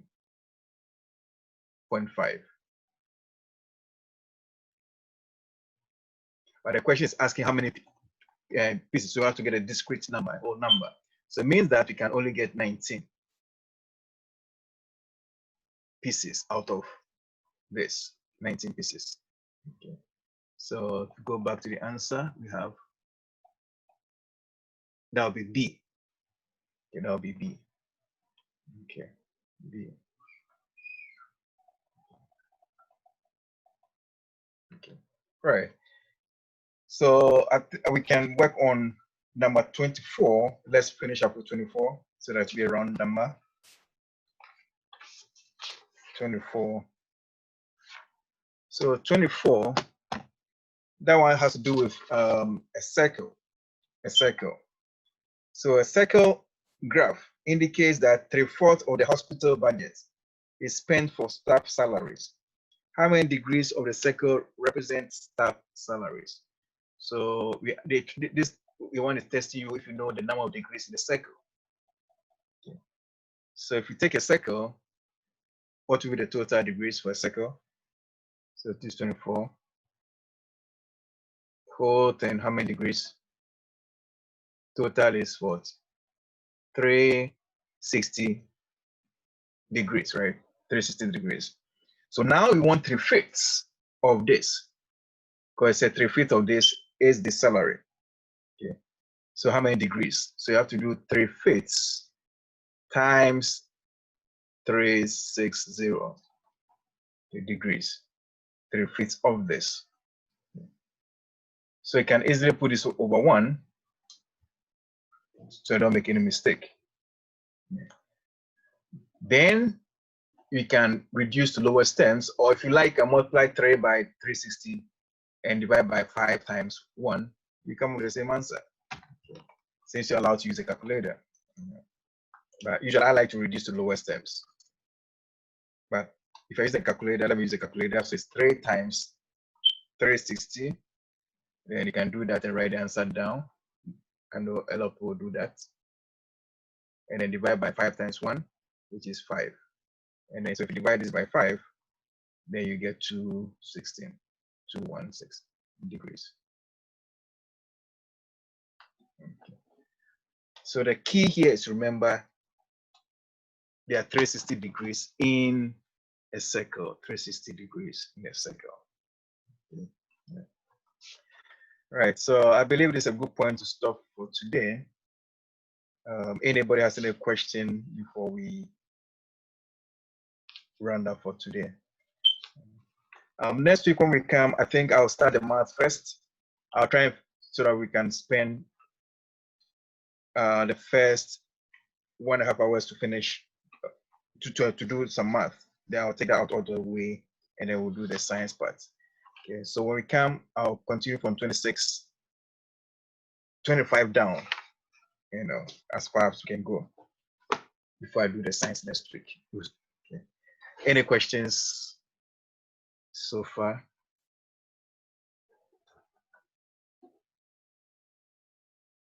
No. Everybody's fine? Yes. Okay. All right. So I'll try and upload this to the Google Classroom, so you can always go back to watch it. Okay. All right. So have a good day and be safe. Take care. Thank you. Be safe. Bye-bye. Bye. Thank you. Have a nice weekend. You're welcome. Same to you. Take care, guys. You too.